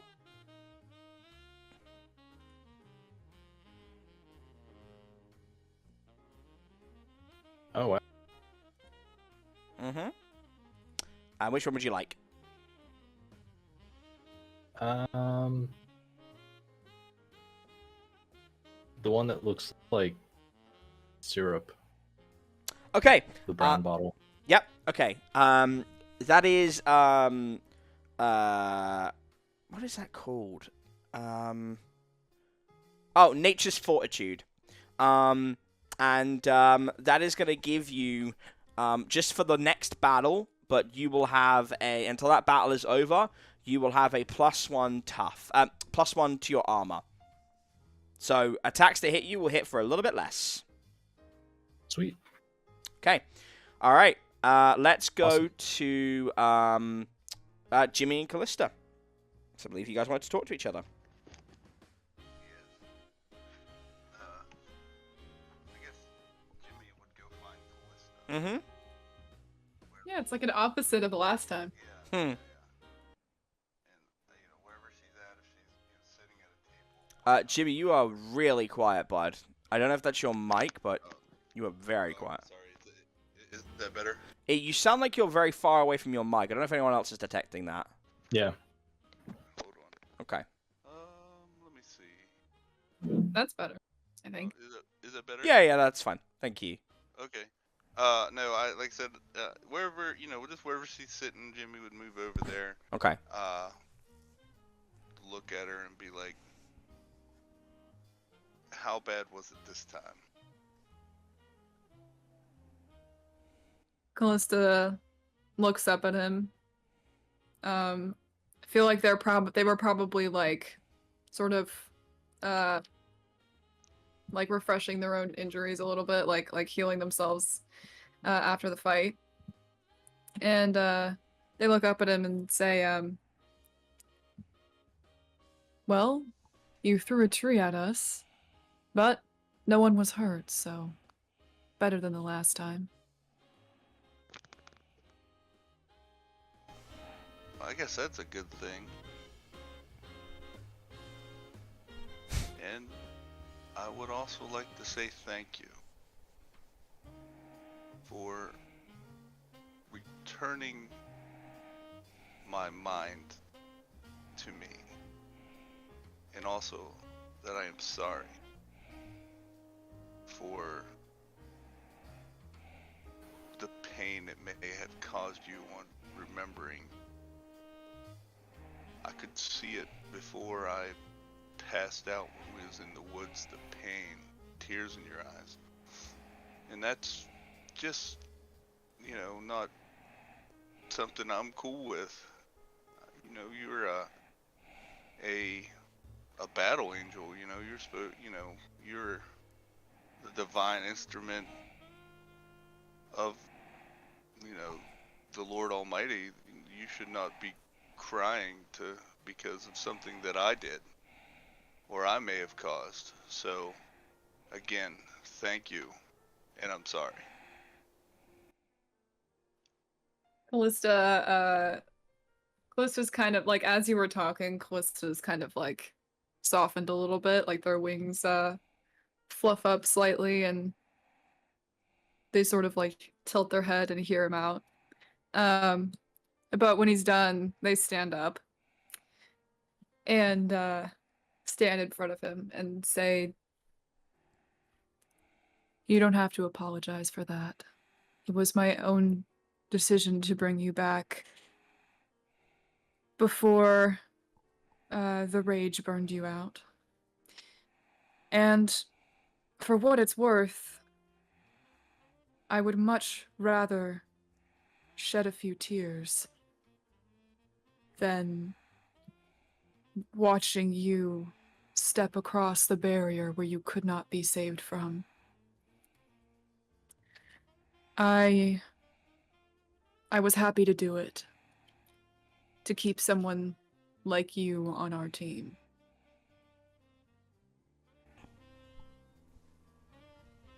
Thank you. That means a lot that someone would willingly suffer for my sake. I thank you for that. Callista nods and sort of like reaches out to set a gentle hand on his arm and says, "I believe we've both saved each other plenty since we've met, haven't we?" I believe you're right. Then let's call it even. All right, let's call it even. Shall we get a drink, maybe? I think given what we've experienced, we deserve that. Alrighty, let's get a drink. Okay, so that's your second action, Jimmy? Yeah? Yeah. Okay. I'm not looking for anything fancy. No, that's fine. Okay, yeah, so you go in. Like just want to go to the bar. Gotcha. See Sully, Yep. get a drink. You both walk in, and and everyone at the bar, there's like a few other like random people now, including like a pretty drunk Flebs, and Endicott is like huffing computer dust, and they're all like, Jimmy, Callista, like, you know, like cheers. And Sully's wiping the bar down as Cheddar bounds up towards Callista. And he is wagging his tail and he's barking at you, Callista. Callista seems like slightly startled by all the attention. I don't think they were expecting that. And they look at Cheddar and kind of lean over toward Jimmy and say, This creature seems so agitated every time I come in. I have no idea what he's trying to do. I think he just wants you to pet him. Cheddar has his blanket in his mouth as well, as he looks up at you. Like, so he's barking and like, yeah. Maybe he wants the cuddles too. You never know. Strange and mysterious creatures.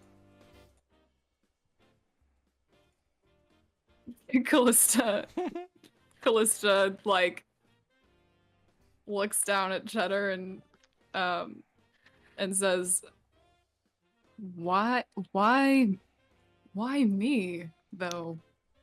There seems to be so many other people that he could take that from. Cheddar tilts his head, and then he gently lays his blankie, like on your like arm, and then just kind of stares at you. And Sully's just like smiling, going, Cheddar chooses people. We don't really, you know, we don't really judge it. We just let him do his thing. And if you're wondering why everyone else is there, I mean, they showed a feed of what y'all did in that floor. I mean, you know, the flying down, the loved be love peace, like, that was Oscar shit. My God. And everyone around is like, yeah, it's pretty damn cool. The tree as well, like, fucking, got the guy, fucking crushed him, and the flamethrower, and the fucking lightning bringer. Like, Hold on, everybody saw that? Yeah, there was a feed. I mean, I guess someone in the broadcast station sent it out because that went out to Sturgeon's metropolitan district. Dude, everybody is talking about the Nightmare Detectives. That's what they're calling y'all now. Like, I mean, I'm not kidding. Like he looks over at like you, Jimmy. He's like, well, you're getting some very interesting fan mail. A lot of animal lovers. Some pretty cute cougars, and a lot from the gay community. And then looks to you, Callista's like, I'm not even gonna touch what people are sending in about you, but some of it is really nice. Some of it you may want to burn. Callista, like, as Sully is talking, Callista's cheeks are kind of like flushing red, and like their wings are fluffing out, and they're like, oh, when you do that, Sully's like, oh, they're doing the thing! They're doing the wing thing! And everyone just kind of turns around. And it's like, the fluffing of the wings? Oh, man, I love this bit. Callista's wings, like, snap down, and, like, fully tuck against their back. And even the smaller ones, like, snap down in unison, like, against their hips. So they're just like, oh, God. As that happens, Jimmy's gonna slam his hand down on the bar. Just, you know. Ah, yeah, you wanted a drink. I got you, big guy. I got you. Triple scotch on the rocks. I got you. And he slides it over. He says, hey, but keep the gauntlet on in here, okay? Yeah. We got one hairy beast. We don't need another. Yeah, Jimmy's just gonna walk off and find a table to himself. Okay. Do you take Cheddar's blankie? Or what do you do with Cheddar? It's still on Callista's arm, right? Yeah, he's draped today. He's just sitting there watching you. He's just really fascinated by you. Callista, Callista, like, kind of, is there like somewhere still sort of in the bar area, like away from where everybody's like watching? Yeah. Where Jimmy's gone, there's a corner area. Like they're not trying to be like I guess they got a bit carried away, and like when Jimmy slams the fist down, they're all like, "Oh, yeah, sorry," and they all just kind of go back to their drinks. Okay. Yeah, Callista, sort of like, she doesn't necessarily follow Jimmy, but she sort of like backs out of like the general sight of everyone. And they sort of stoop down, like get down to one knee, so that they're more level with Cheddar, and they like give a rough sigh, and they're like, all right, get over here. Cheddar is like so excited, and he nearly slips on his legs as he like bounds over to you, and he is overjoyed. I feel like Callista has to like brace herself so he doesn't immediately knock her over. Yep, he's a big boy. And she kind of like takes the blanket and like wraps it around his back a little bit. Yeah. And kind of like ruffles his fur underneath it. And says, you know, if Paula were here, she would know exactly what to do with you. The moment you say that, he licks your face, by the way. The moment you say about Paula, he just licks your face. She like grimaces slightly, but like sort of like pats his head awkwardly and says, I like to think I may have learned a thing or two from that time. He's loving it, and eventually he calms down and he chews the blanket again and just kind of nestles at your feet, just kind of like keeping everyone away. Like, you know, every time anyone like kind of walks up to talk to you, he just growls and like they kind of leave you alone. Yeah, I think like Callista gets down from like eventually she gets down from one knee and just sort of like ends up sitting on the ground, like kind of cross-legged and just sort of like idly pets him. And I think it helps like calm her down more than she expected it to. And she just sort of like gets lost in thought, thinking about everything that they done, while sort of like petting his head and back. That's nice. Yeah. So those are Jimmy's actions. Callista, do you want to use one of your actions to like have any more conversation, or if like you guys are talked out, you can use an action to just drink with Jimmy. That's fine. I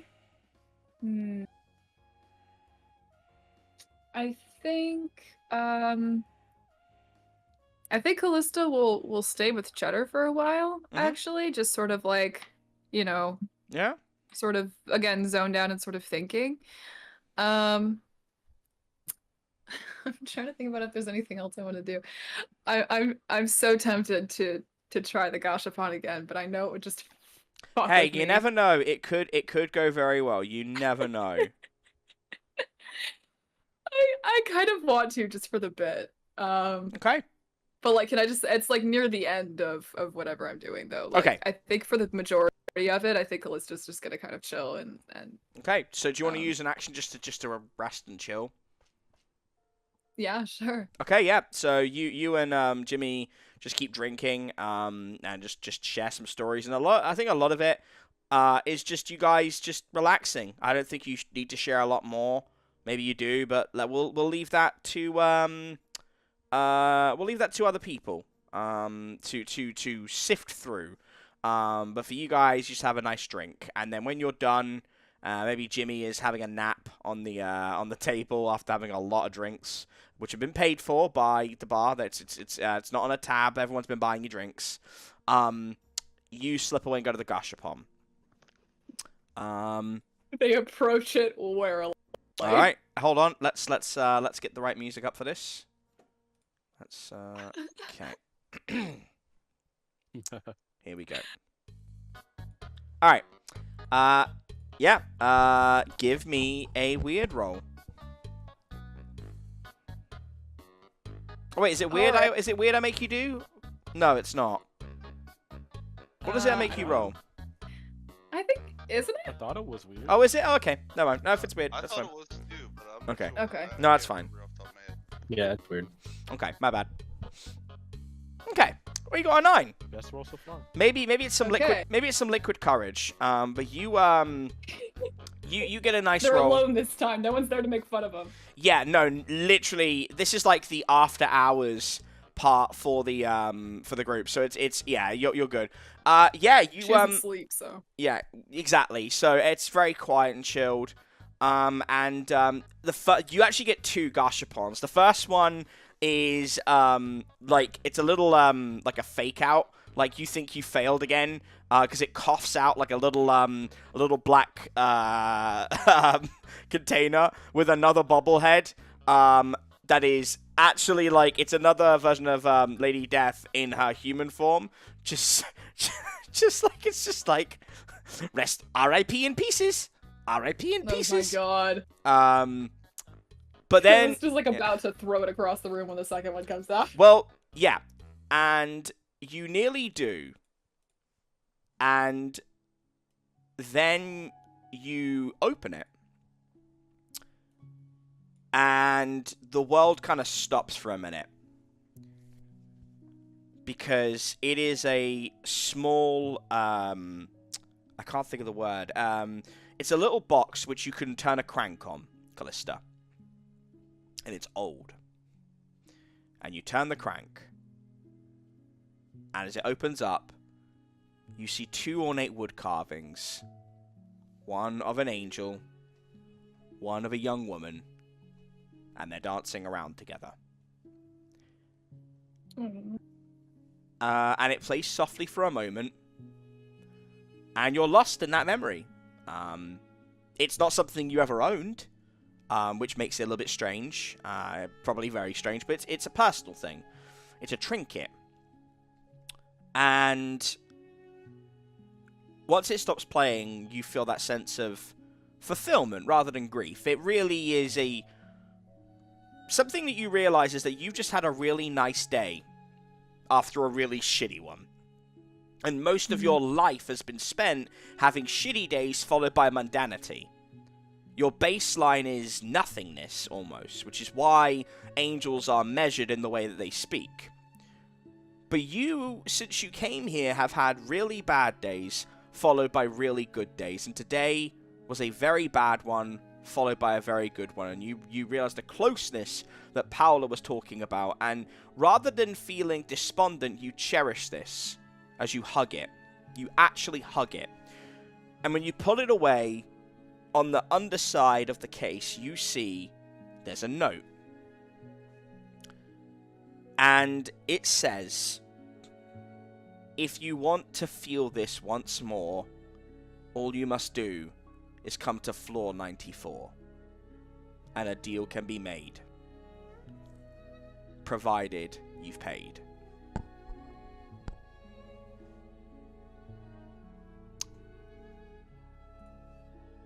And what does Callista do with that? I think Callista reads it several times, and I think they feel a little uneasy about it because they're reminded of the Gravedigger encounter, and they think it might be another trick like that, and so they sort of. They go to like get rid of it, like possibly to even like smite it so that it like it burns up. But like at the last second they pause and make a small sound of frustration and sort of put it in their pocket instead, into the pocket dimension actually, and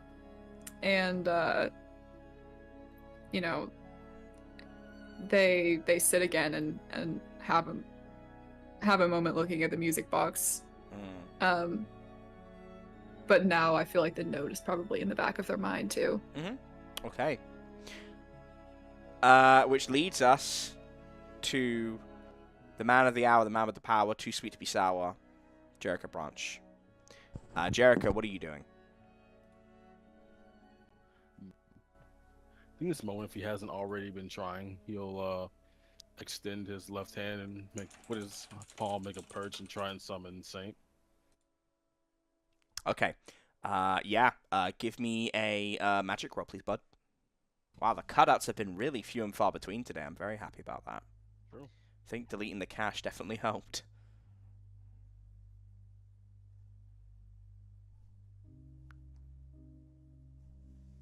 Wow. Okay, Mr. Branch. Nice. Well, first and foremost, yeah, you get your boy back. You actually use Wolf. You attach a. You know how birds have a small shackle to one of their legs? It's just a way to carry messages. You use that as a tether, and you send Wolf in the direction that you believe. Like it's almost like a rod. You use I can't think of the phrase for watering rod. I think they're called dowsing rod. And you use that as a way to figure out where in this realm Saint would be. And sure enough, after about an hour, Saint comes back, and there's a letter attached to it. And it's from well, I suppose you don't really know until you finish reading it, but it says, found your bird, took care of him. This is the last favor. And it's signed by Kruger.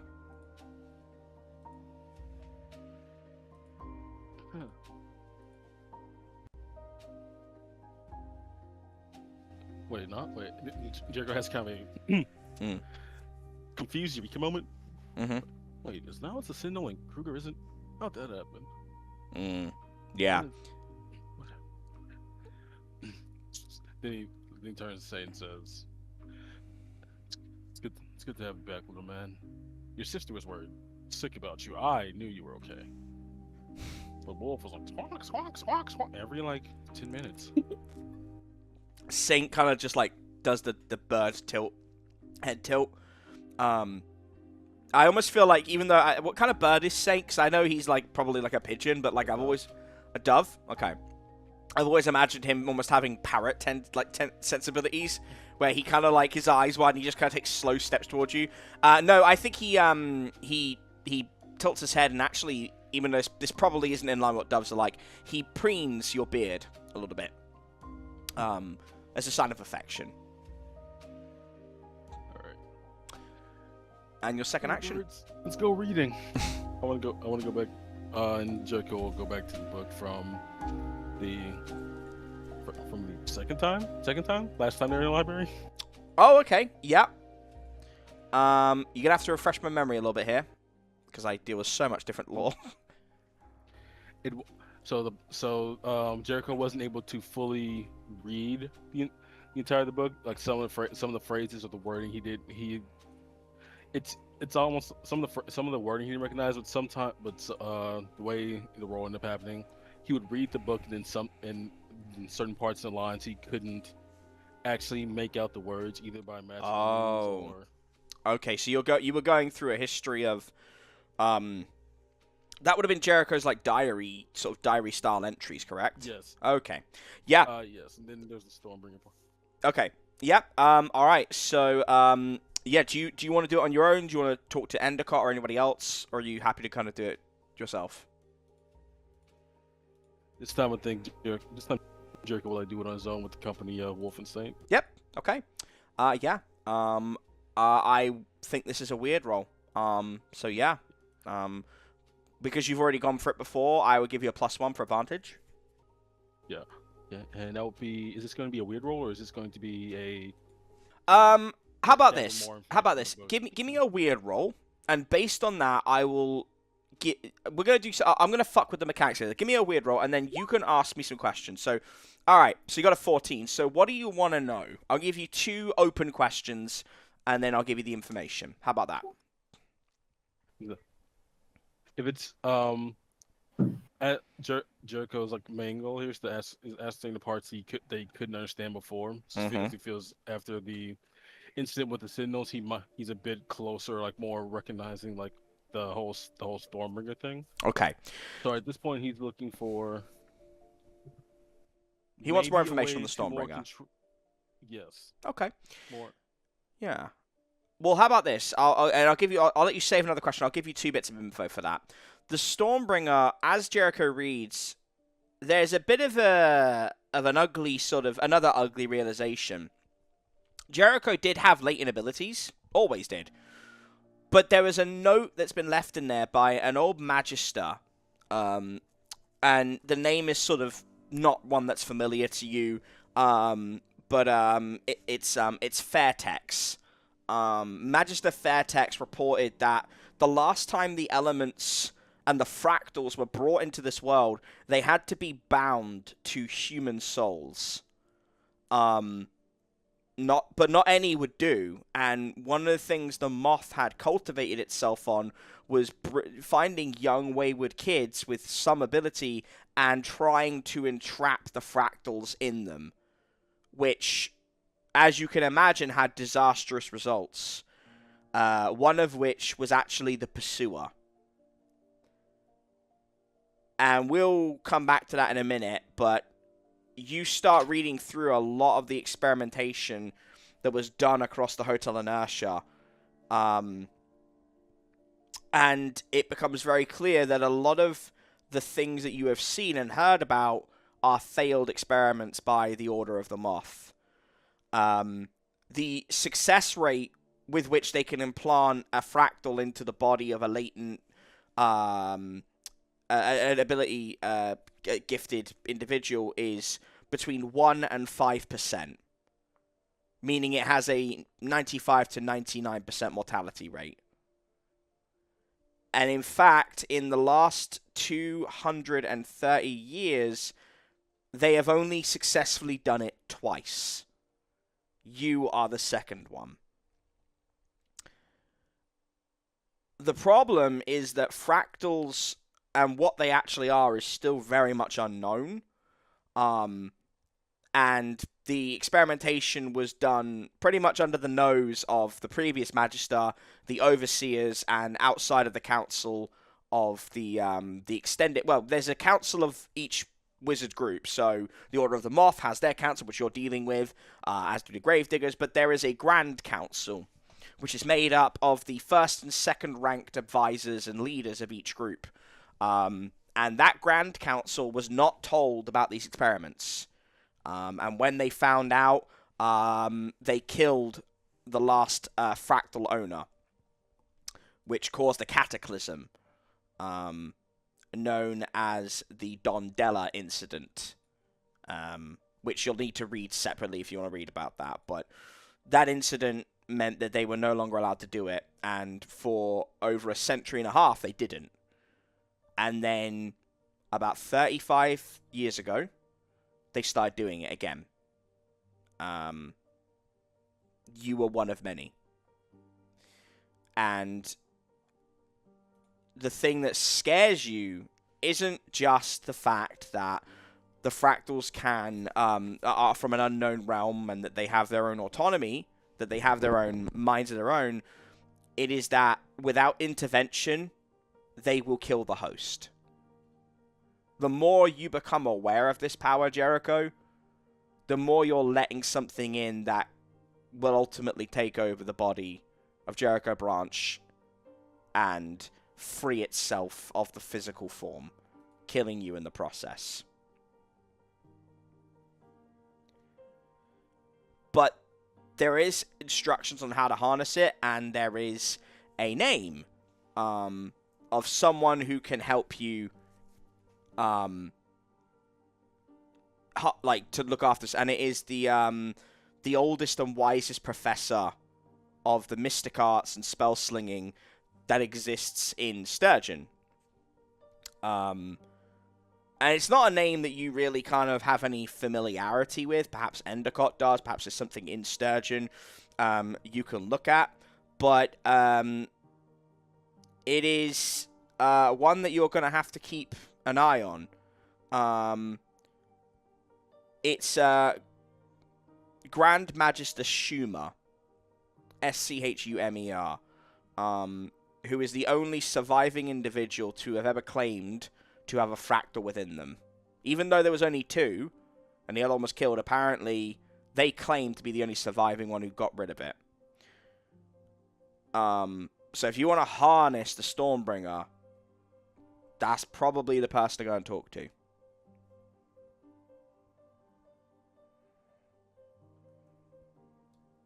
All right. Jericho makes Emil know of that and tucks it away. Okay. Well, you get another question. Don't forget on that roll. So do you have another one?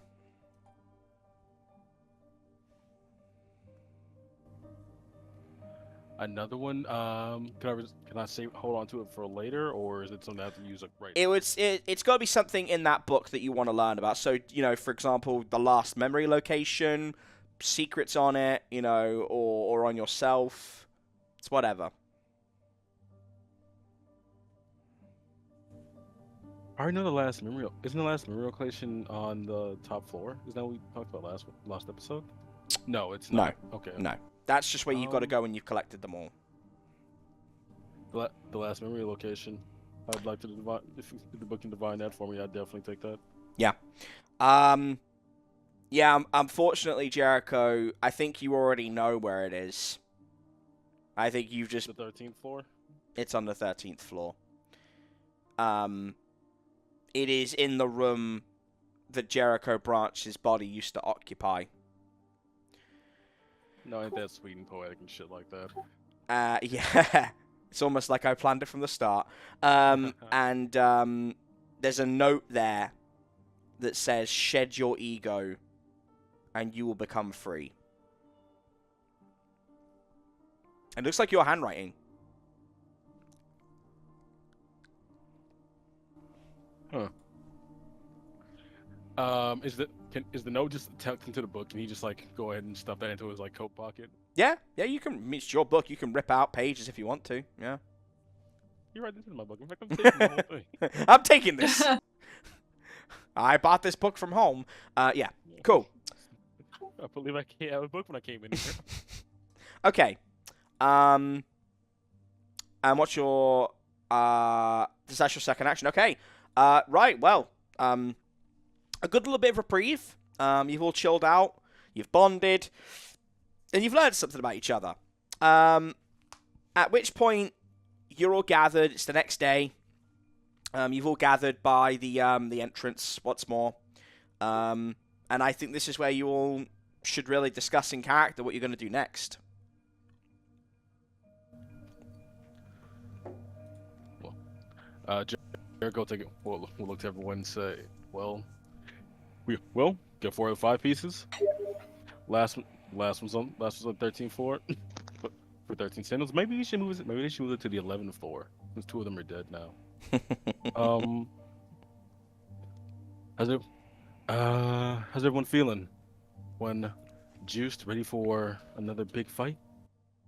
Forgive me for pointing this out, but the last time we were on the 13th floor, it didn't really go so well. Come on, you guys can take Nish.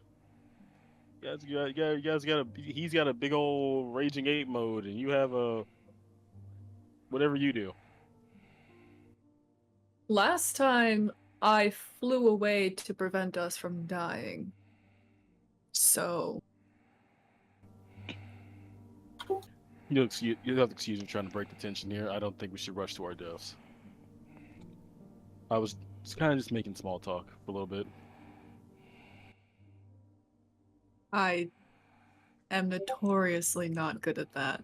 It's okay.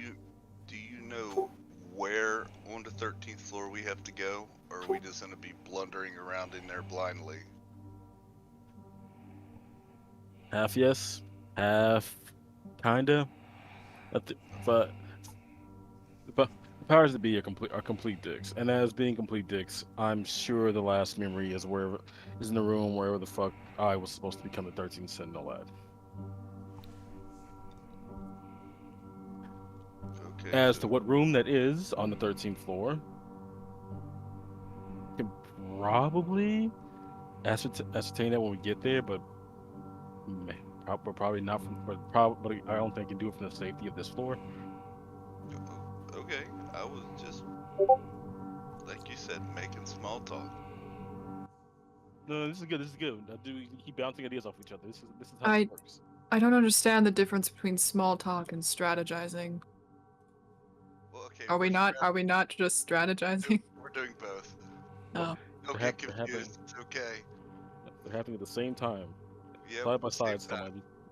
Adjacent. All right then. Hmm. Well, Some could say as well. But so we know how bad the 13th floor is. right, and they're prepared to see us there as well, I'm sure. Well, I would have to think that yes, they are preparing for us to be there. If they know that we have got 4 out of the 5 memories, I would bet my last dollar that they're gonna have a whole party waiting for us when we get there. Because for some reason, you know, we're not the only ones that know where Jericho's memories are. So, I think we should plan accordingly. Yeah, make a good point. And I think our best course. Wait, do you have a wallet?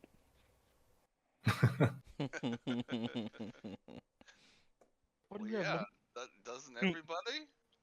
I just didn't think You would guys have money? Well, we know you're poor. Well, okay. She survived. I mean, yeah, I guess so. Don't worry, I'm poor too. When you met me, I kind of met me when you charged at me for the first time. I just woken up out of a tree. Yeah, I've never quite understood human currency. So, All right, Fair enough. We're getting sidetracked here, but Ideas. yes, Okay. Jericho, I do have a wallet. I mean, It- just because it doesn't have a lot of dollars in it, and It I just took me made by a bet- surprise. I know, and I just bet my last dollar. So I mean, we should probably figure out how we're gonna win or die, one or the other.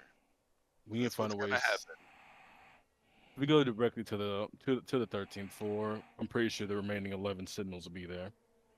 The other two we're on our last floor for some reason. Even Nish gave us a visit there. If we can find a way to lower more of them off the floor and deal with them 1, 2 at a time, makes it all that easier. yes, we can take them in smaller doses, but I assume that we will not be able to combat 11 of them at the same time, especially since we're currently down a party member. Can I gather any information about the 13th floor with I've read about this sort of thing? That probably wouldn't be in the compendium, would it? Nope. Okay.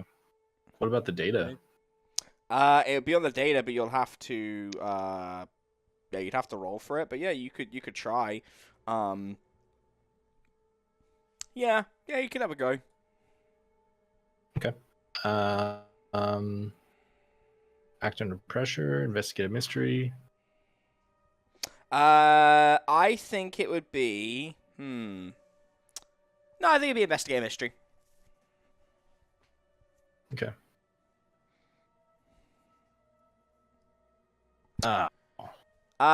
13 is an unlucky number. Flebs doesn't like 13. It's about what you get. Experience, though. Guys, I think it's gonna be bad. Is that all you have to? Okay. Yeah. All right. I second that. I'm with Jimmy and Callista. It's 13 Last bad. time we got 13 bad. 13 bad. You fucking see. No, you know what happens? You say that, and fucking Endicott slowly just takes the computer duster away from you, and is like, I think you've had enough, my friend. No more for you. I'm cutting you off, homie. No worries. It is computer duster after. Okay. And we're all as we're currently stand. I think we're all on the fence about confronting the concierge already, but now we're just 4 of us here again. Original 4, by the way. Whoop whoop. How we feeling about that idea? So I have one more idea after that, but I want to hear you guys' idea on that right now. On luring the sentinels away. No, On the concierge angle. he wants to Yeah. fight the concierge, and honestly, I don't think we're ready for that kind of battle yet. Yes, we've been successful as of late in our battles, but I don't think the concierge is gonna be a easy task or an easy mountain to climb. And Sorry. Endicott kind of looks at all of you and is like, it says, I would agree. And if I'm being frank, you have realized you don't often get a choice in where your floor goes. It's sort of random, but not, but also because she's a bitch that likes fucking with people. You may end up there next, but you also may not. I do agree with James. I think you would be wise to get every bit of ammunition you can before facing the concierge, because, as you know, she's coming for you. You don't need to go for her. Fair enough, but what Wally showed us the cute little button in the front room, and okay, I guess we don't get to hit the button. But sorry, I joke to cope sometimes. Do you push a big button just because it's in front of you? Say come again? Do you push a big button just because it's in front of you? I did that on the last floor. You're the new Callista. Fantastic. We now have 2 of them. Good lord. Do I get wings too? You would look pretty fly with wings, but then you would need more lotion for them. I think that would be a bad idea. Fair. Callista protectively brings their wings closer to their back and say, "These are a special privilege." Well, I mean, Thank you very much. Never mind. I mean, I could get some feathers and glue them to my back. I mean, it's a privilege, but we are fucking spell slingers. If we want wings, it's Quite not. a fashion statement. Yeah, it's not impossible to get them. I mean, he has 2 fucking birds on either side of him. Concierge idea was a step in the air. I haven't met her. You two have come face to face with her before, and I value everyone's input. But Endicott just said something that really just sparked an idea in my head. Say we get to 13th floor again.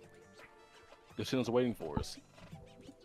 We have the elevator. If we are able to lure 1 or even 2 of them onto the elevator at a time and take it somewhere else, that's a good advantage for us. You are correct, but then are we just not fighting them in a contained space while we're moving from floor to floor? And who knows how long we'd be moving? It's better than fighting. It's better to fight 2. Hell, even it's better to fight 10 of them at the same time than it is to fight all 11. So if we're able to go 2 of them, 2, 1, however many onto the elevator, it's up. We already thinking a much better chance of beating them. You say 11 or 12. You took 2 of them out. I assume what you're saying. Math. Yes. Well, yes, you say math, but I believe I explained to you that they don't die unless they're taken out on the 13th floor. So your math requires some work. Shit. So there are still 13 of them then. Still 13. Oh, that's right. I kind of like, did their bodies disappear? I would assume that you saw no corpse once you disposed of them. I'm asking the group. I was out. To be fair, one of them was crushed underneath a tree, and the other was struck by lightning. So I just sort of assumed that there was no corpse to be found.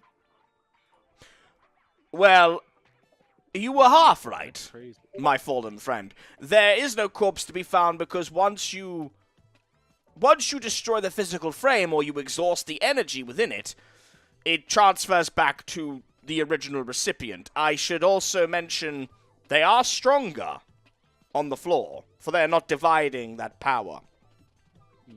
But take them out on the 13th floor, they're done. Or expel them from the floor. Yes, that could work. You take the real physical body on the floor and remove it.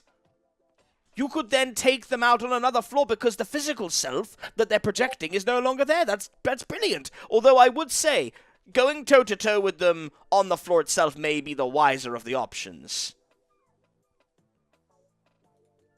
What do you say that? Well, if you take them out on the floor and you don't need to lure them and then take them... I mean, could you imagine putting 3 of the Sentinels in a hotel elevator with you, somehow surviving in that small space, down to another floor, hoping that floor is not hostile, and then taking them out there? That's... Oh, that's what I thought you meant the body thing. I was thinking, like, that'd be great. That's a great idea. Plus, like, if you use, like, their physical body as a shield, they're not gonna, like, try and shoot through their own body. Oh, no, they not their own body, but they will take out each other. They have no problem doing That's that. even better. Well, in order to get their bodies, though, we would have to find the rooms that they're stored in, and in that case, we would find your room regardless. Exactly. And out of character here, Teej, real quick. Mm-hmm. So if I'm understanding correctly, if we kill the body that they're manifested from, then they're no more. They're no longer in existence. Correct? Yep. No, the only way to kill them is to take out the physical form on the 13th floor. Okay, I just wanted to make sure I was understanding correctly. Yep, they are much stronger and much deadlier, but it's obviously a better payoff. Alternatively, you could use, and I'm just gonna, I want you to figure this out for yourself. There are multiple ways that you could get them to another floor that you're not realizing at the moment. Hmm. Do they have to obey the same rules of, like, traveling between floors? Do they have to get on the elevators? Like, Nope. And they don't. Okay, they don't do the elevators. If they are on a different floor when their body is killed, does the specter go away? It won't matter because you won't see a specter. But I under that theory, yeah. Let's say, okay. So actually, no. You know what? Let's say you are fighting Sentinel number 9, Ndowu again. And that's you're facing the physical form while Callista and Dahlia are on another floor dealing with the spectral form. You kill Ndowu, that form disappears, yes. Think of it like an astral projection. Gotcha. But having them on the floor means they are much stronger. So that's something to bear in mind. They're more ferocious. However, not impossible to beat. On top of that, if you can get them to another floor, as in the actual body, they won't have the advantages of the 13th floor. Think of it like a power source. If you take the central body away from the power source, say you take them from the main floor and you take them to Paint Gunkerson's world, right? They're weaker. And that still will kill them, and that's it. Because you've taken the physical body that never leaves the 13th floor. Right, but we need to actually get there first Yep, you need to get there. without dying from all Yep. 13 sentinels. You need to get trying there, to kill you need us. to get through them, you need to figure out a way of strategizing, as you said. Yeah, because, I mean, alternatively, you could get in there, Jimmy could rage, you could cause a ruckus, and all 13 will descend on you, and you'll be pretty much dead very quickly. There are ways around this.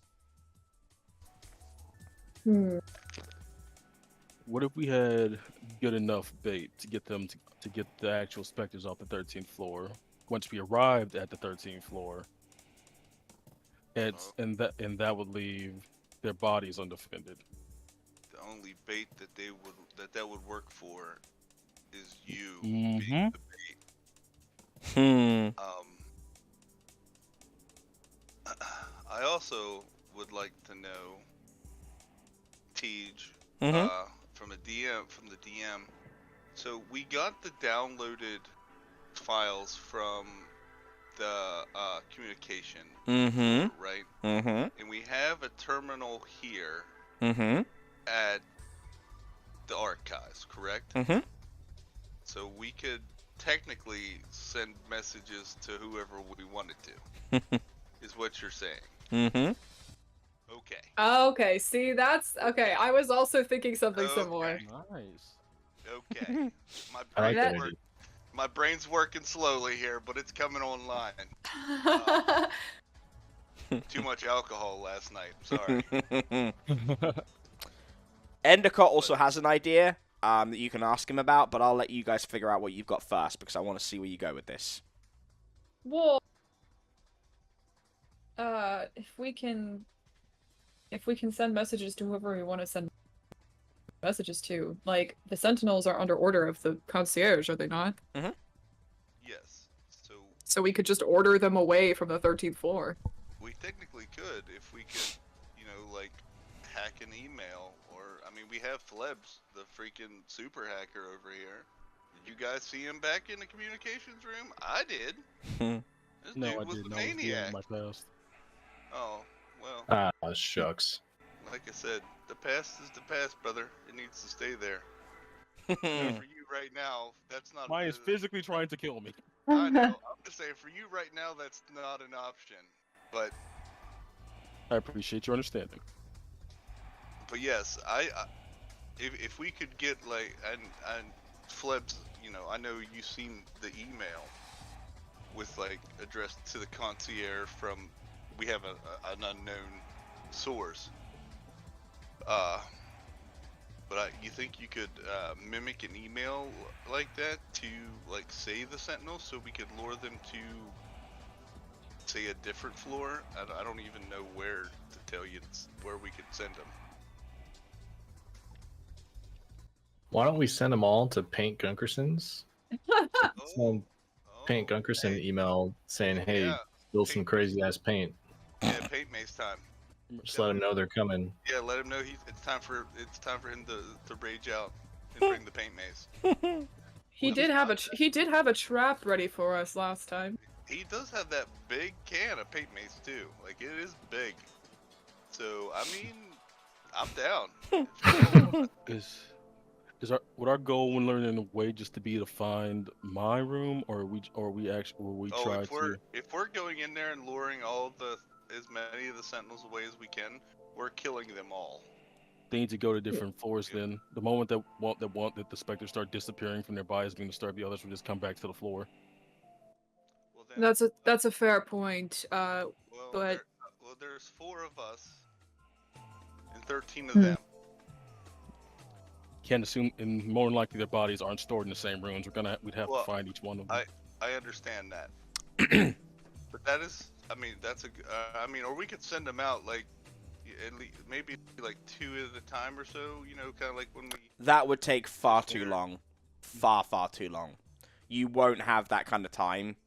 I will say that.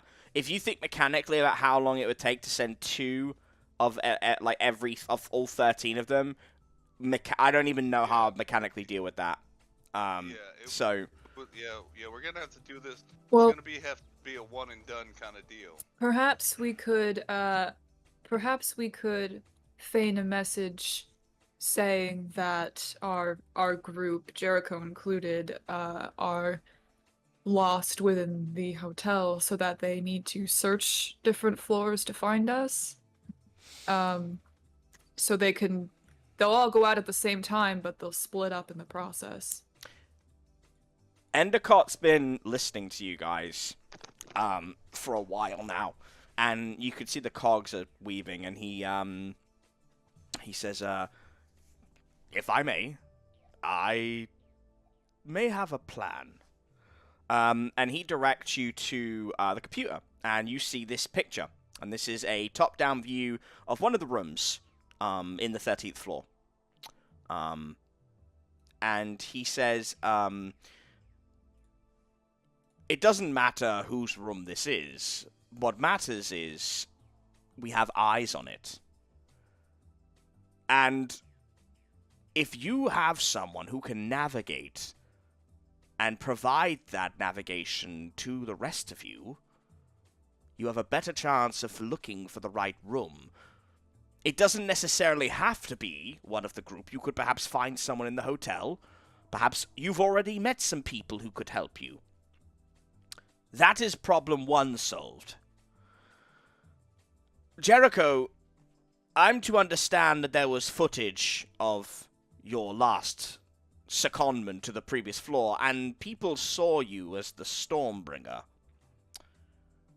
I took a look at the footage, and I must say, it was frightening, seeing you do what you did. Frightening, but remarkably helpful when you think about our problem. What if you could get as many of the sentinels as possible into one spot just long enough for Jericho Branch to launch the Arc Storm and hit them all at once? Now, you would need an open area, perhaps a floor you haven't even been to yet. But if you could get them there, your problem is solved very quickly. Of course, that means you need a distraction, and you need assistance, because the last time this happened, you were pretty vulnerable. And he kind of shrugs his shoulders and says, if you decide to enact any part of my plan, I will go with you, Jericho, and ensure that you don't come to any harm.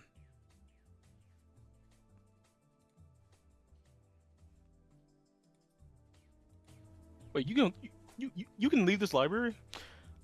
Not through normal means.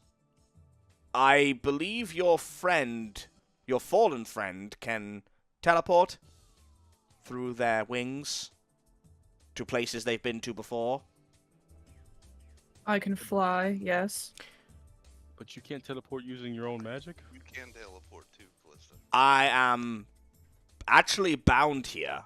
I can't leave, but someone can make me leave. And I could have teleported you. I don't understand why is it coming up now? he walks to the elevator, Jericho, and he smacks into it like an invisible barrier. If I leave, Jericho, I can't come back.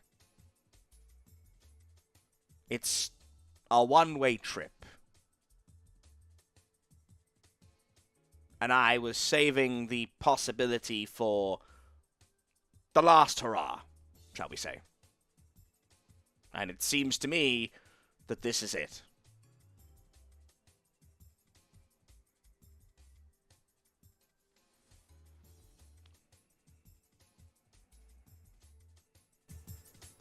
You are willing to die for this plan? I'd prefer not to die at all, but yes. I think this is a worthy cause. And after seeing you growing up all these years, I can't let you go out on your own. If somehow I'm able to make it away and you can get me out of the hotel, perhaps I'll live. But I won't be able to return here. The archive will close when I go.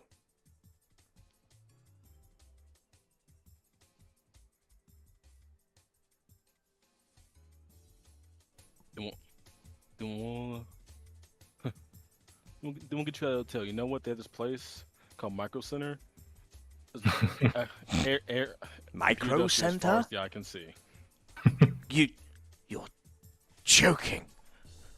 There's a place that has nothing but computer dust? In an aisle, yes, but there's even like aisles that you can't see. It's basically an infinite supply that you'll never know where it's coming from. A computer duster. Micro Center. Micro Center! And he takes a huge huff from the can, and he goes, oh, fuck, that's the stuff. I, Wizard Endicott, the effervescent warlock of the world unseen, scourge of the bullies and constant thorn in the side of justice! 6-star general of the unification war between Sturgeon, Menosha, Mantis Bay, and Parana Peaks. The monstrous know him as Strotior the Forbidden. The farmers know him as the Cultivator. The Black Welt refer to him as the Vecchio, the Unpaying. The Cryptid Compendium calls him that drug-addled twat. And the Mundane know him as Dave. And he takes a knee, Jericho, and says, but you can call me friend. And I will protect you with my life for this Micro Center.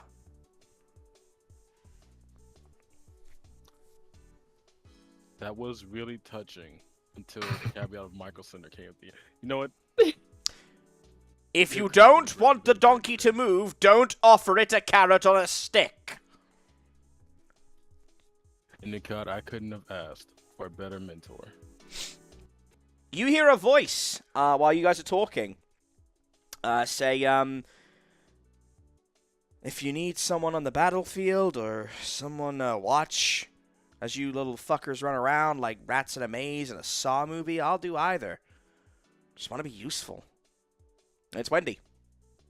She's bandaged up.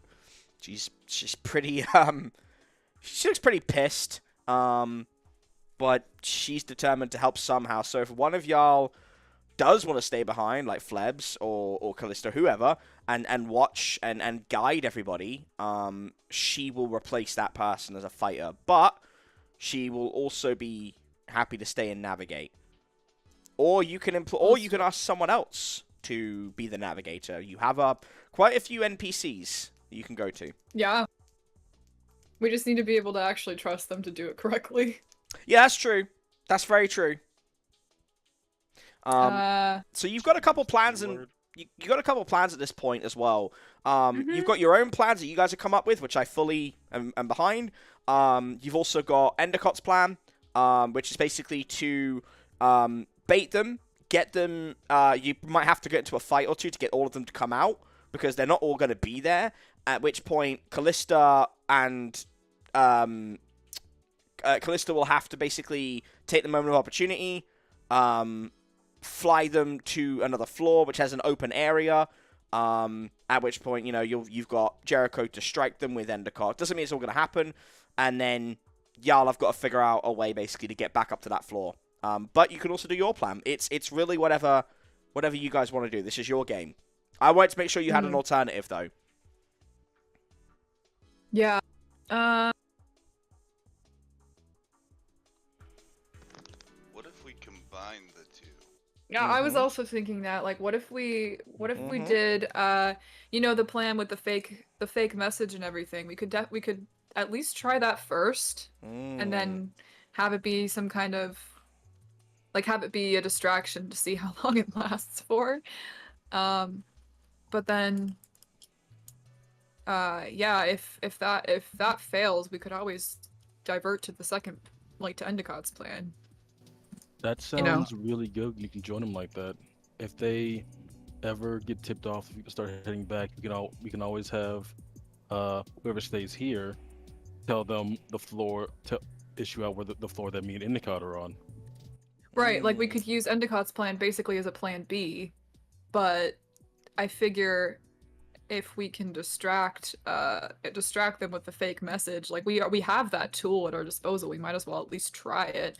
And then we could potentially avoid a combat, like, at all, or at least delay it. I don't know if you'll be able to avoid combat entirely, but I like this. I mean, again, I will say that there's the other option is that, you know, like I said, you got a navigator staying here, potentially. You could also bring them to this floor. That is also something else you could do. Just throwing that out there. But again, which floor they go to is really up to Callista to take them to. So, you know, Callista's got to know where they're going. Oh, God. And then, you know, Trevin has got to be there. And I gotta roll good. I gotta roll good. Like really good, actually. Yeah. I need a 10+ for everybody to go exactly where I want them to go. You do. I mean, 7 to 9 splits us up. Fail obviously doesn't work. So. Okay. So is Callista bringing the actual bodies here, or wherever, or is she taking the shades? That's up to you guys. What is Callista transporting? well, I'm just confused because I know, you know, like, cause we gotta try to get all the bodies together. Yeah. So we could kill them all at the same time. Right. So Callista would have to transport the actual physical bodies of the Sentinels, correct? Yep. Okay. So we need to get the Sentinels off the 13th floor, so Callista. So we can get to the bodies. Yeah. So we get to the bodies. That's our first step. Okay, and I think the fake message would be good to do that with. just because we can literally just pretend it's an order from the concierge or whoever. I mean, that's probably the best bet. To get them off the floor. I feel like they'd listen to that, right? Hey, what we need a reason. We need something for insurance. I'm pretty sure if their bodies are moved, the specters will start being suspicious of that. They will immediately respond. They are connected to the bodies. Oh shit. So if Callista doesn't grab everybody in a millisecond and they aren't killed in the following millisecond, It's they'll not. be back. No, I mean it's more fair than that. But like, it's also this is where you got to use lateral thinking. Like, is there a way that you could get all of them at once? If there's not, what's the most efficient way for you to grab them? Because if you think of it like a tether, right, or a magnet, if you would feel your astral body that you're projecting would feel the physical body being moved. And then it will respond to that. It doesn't mean they're going to immediately appear. They're corporeal, but they can't teleport like that. They will. There is a time factor for them to get there. Got you. But like, here's the other thing, right? Is I want to help you along a little bit here. And I'm loving the planning. You guys have come so far in 2.5 months, 3 months. Could you use big magic to link them all together, to magnetize them, pull them? You gotta remember, you are a being that has the ability to conjure elements. Why wouldn't you be able to pull them all towards you once you know where they are? So your step 1 is navigation and identification. That's your first step. Your second step is how do we get them all to the same place, which could be an item. It could be simply just grabbing and running. It could be, as we said, a magic, like big magic, which does take time, which means that, Trevin would need to stay behind, or Endicott could do it. And then once you've done that, Jericho and Endicott would need to leave very quickly to get where they need to get for the arc lightning, and Callista would transport them. So, like, there are multiple stages to this, but, like, it is doable. So, Right. I know, like, the picture on the screen right now, Teach, is just like That's one room. One of the bedrooms. Correct. Let me get up another one for you as well. No, I was just wondering. yeah. Can we just see the bedrooms, or can we see like the rest of the 13th floor? Like, right now, I mean, you don't know. You haven't asked, but right now you can see the bedrooms. But like again, I think what Endicott is saying is you guys have a lot of information that you can kind of I think like you could probably go through all of it with a navigator. That's what I'm saying. So I have a question pertaining to a player's ability. Okay. So Callista can only use her teleportation to go to places that she's seen. Correct. Or been. Yep. Yeah. So Yeah. if she sees this room, does that mean she could teleport to it? No, that's game breaking. Unfortunately not. Okay. However, if you can give me a good plan and a good argument, I might let it happen. But here's the thing. There is risk. She can't take everybody because she's not going to get 2 10s in a row. So if you get a 9 or an 8 or a 7, this could go. Let me break it down really easily. There is no way it's going to all go perfectly. It doesn't work like that. But if it did, it would be over and done with before this session ends in 20 minutes. If even one thing went wrong, you get separated. The alarm gets tripped. You have to do some fighting. This could take another 4-hour session because you could end up on different floors. You might not know where you are. What happens if the 3 of you get there and Flebs ends up on another floor? Then Flebs has got to navigate this new strange floor, which I haven't made up yet. Or maybe I have, I don't know. So, you could do it that way, but there's a big risk with that. Whereas the risk of dropping 1 or 2 or 3 of the Sentinels to random floors is significantly less risky, because it doesn't mean they can just get back immediately. There is a time limit. Okay. You see what I mean? Okay. Plus, if we eliminate all but 2 or 3 of them, for example, we could just fight this thing. Right. Like it reduces their numbers at least, because we can't fight 13 of them, but we can fight 2 or 3. It's like we thinning out already the did. numbers, yeah. I think you would be more inclined to do it, to do the teleport once. This is a game-breaking move, and it is so risky. And I think it's better for you to risk... This is just my opinion, I'm not trying to metagame, but I think it's better for you to risk losing some Sentinels on random floors than losing your own characters, right? No, I agree, because, like I said, the angel wings ability has to go pretty perfectly for it to actually work. Like I have to, like I said, I have to get a 10+, and I'm assuming that like I'm assuming that maybe like Jericho or somebody could maybe like do the help out thing with me, but like the point is Not if he's on a either different way, floor, he's not. So again, this is down to okay. is Jericho. So like again, Mhm. I have to do a really good job for this to Well, work. the way I picture So- it, the way I picture this, and again, this is just I want to help you guys along without metagaming getting too involved. The way I picture the plan working in that, so if you want Jericho, is that Jericho and Endicott need to stay in the elevator, never take a step out, roll the help out, and the moment you teleport, they need to hit the button and hope to God they get a good roll as well, and then they end up where you go. And these will happen at the same time. Does that make sense? Yeah, I'm Yep, just that's imagining if they don't. Yeah, well, they might not. That's the You gotta risk. Take the risk. This is the thing. Then I'm just there with bodies. This is the thing. We've been working to this. This is your big risk. This is the thing. I wanted this floor to feel genuinely like a really hard thing. You can't just run in and do it, or you'll get your shit pushed in. But as I said, it's what feels right to you guys. I want to hear from Flebs because Flebs hasn't said a lot. I want to see what Flebs is thinking. I think the less risky plan is best. So I say we send the emails and try and just disperse with some of them and then kind of see how it goes from there. So basically, okay, so what we're gonna have to do to make this work is Flebs has to send out the email that, you know, directs their attention away from the 13th floor. So Flebs is staying behind in the staying on the floor, right? I don't know. I don't know if we've decided that. Or like, I was gonna say that next. Like, who is gonna I guess does Flebs have to stay behind to do the email or no? It's up to Flebs. I mean, I guess he has to for the moment, but then he could follow us all down technically. Yeah, yeah. It just depends on who's staying to navigate. We need Flebs to send the email, someone else to stay, and navigate and do the navigation, and then we would need everybody to go down to the 13th floor. I guess in this case, Jimmy and I and Flebs would go try to get the bodies, right? Mm-hmm. While Jericho and Endicott stay on the elevator. I think it makes... Yeah, I wouldn't have Jericho or Endicott go any further. If they get fucked up, then the plan fails.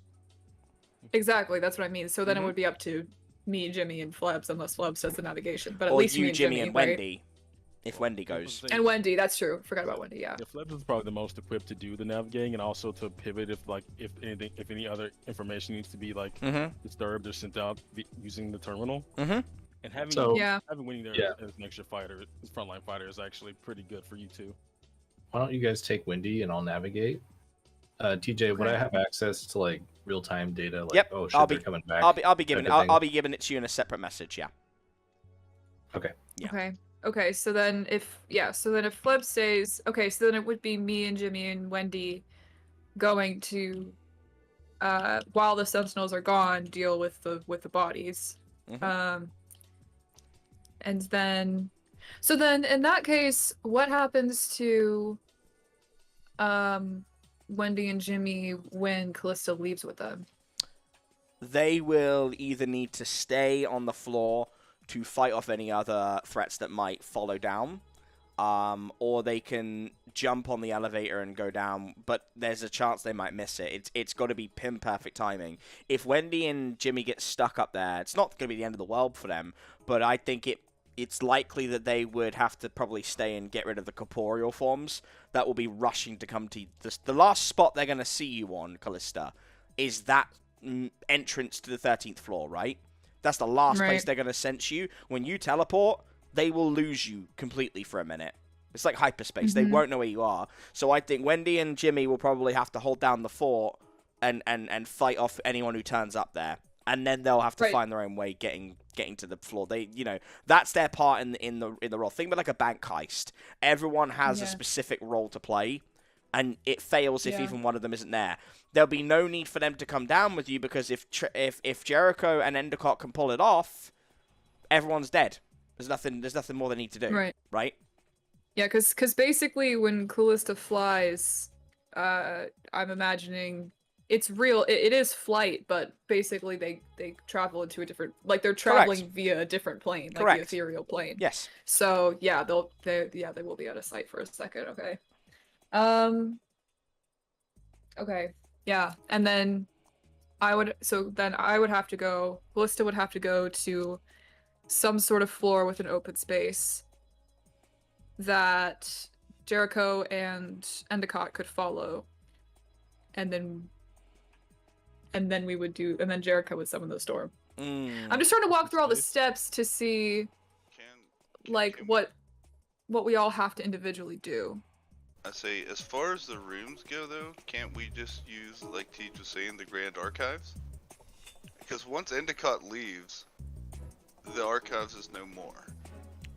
It's true. If the archives are going to be destroyed either way, I guess we could let them go out with a bang, so to speak. I'm just saying, because if not, we haven't been to a room really well, Callista and Jimmy haven't been to a room that's open, except for the one we just left. But I don't know if it's completely gone now with, you know, the garbage men or not. I was thinking that too. I was thinking like that was sort of a field-ish, but that might be too dangerous with, yeah. I mean, we've been to the foyer. Yeah, the foyer too. Yeah, I mean, we could just pop out some, you know, she can just pop in there with some half-dead bodies, and you can call down, you know, the power of Thor into the foyer. I mean, why not? You mean like the lobby? Wait, what are we talking about? The lobby. Yeah. Yeah, Oh. talking about the lobby. Oh God, what's his name? Really? Willie Yeah, was fine. yeah, He's already he'll- a skeleton. Oh, I'm sorry. You guys want to return to perfectly sunny Blood Moon Yharnam? Oh God, no, thank you. We don't need any more madness in this situation. Actually, I don't think. Tin City would have been perfect, but you guys haven't been to Tin City. Yeah, that's what I was just thinking, and it, you know, I was just thinking that too, but Callista's never been there. Yeah, you're right. I was also thinking that, but shit, yeah, I haven't been there. Also, there might still be a lot of like fighting violent people there, but like regardless, that's not even an option. You can go to the back room in Pink Gunkerson's. I'd say another. Can I just pat myself on the back here, because I am just astounded at how much shit I have come up with in the last month and a half for you guys to kind of run through. I'm surprised at how much we were remembering. Well, that means I've done it. I mean, I'm just gonna give myself a slight ego pat, but like Paint Gunkerson's back rooms, Tent City, which granted that is from the old, that's from the original Hotel Inasha books, but like Tent City, Yharnam, I can't really take credit for. That's Bloodborne, but it was fun. Obviously, like the broadcast room, the archives, like I've had so much fun in Hotel Inasha, man. If I wasn't already more hyped for the next arc than this one, I would stay here longer. But yeah, sorry, it's just really cool to hear you guys running through that stuff. Well, I have a question real quick about the Sentinels. Okay. So if we defeat the corporeal form, right? How long does it take before it like regenerates? Good question. That's a really good question. That is a good question. I'm gonna have to. Earlier, and then I forgot. I think you should probably roll for that, because that's a really good question. Give me a weird roll, because that's magic related. But that is a really good question. Weird roll coming inbound. Oh, an 11. Whoa. The weirdest. Weirdest. 13 minutes. Yeah. Wait, that's our time. That's plenty of time. So we have 13 minutes from between the time we would take out, let's say, a corporeal form before it would regenerate back onto the 13th floor. No. From when it regenerates to when it finds you. Oh. Regeneration is probably about 7 minutes. Okay, so 20 minutes total then. No. 7 minutes to regenerate, and then 6 minutes or so to find you. Okay. But bear in mind, that sounds like a long time, but like I want you to bear this in mind. Yes, you had a good time against Margot and Undowu this time. In Yharnam, they nearly fucked you. And before that, with Nishandra, now granted, yes, Nishandra is the captain. y'all had a tough time against Nashandra. Well, then, and we were Yeah. fighting her on the 13th floor as well. Yes. So just bear that in mind, because that was her, that's where they're strongest. That's their turf. Mm-hmm. And also, yeah, well, like, it was to the point where Callista was like, we probably shouldn't even fight this, and that's a lot for her. So I'm not saying it's not a long time. That's why, because the clock is not an actual, and you know this, it's not an in-game 30 minutes. But like when you fought Nashandra, you were fighting her for about 15 minutes. When you fought Margot, Nautilus, and Ndobu, that was probably about, I don't know, 6 minutes, 5 minutes. When you fought Ndobu and Margot the second time, that was probably 15 to 20 minutes, I would say. So it's worth bearing that in mind.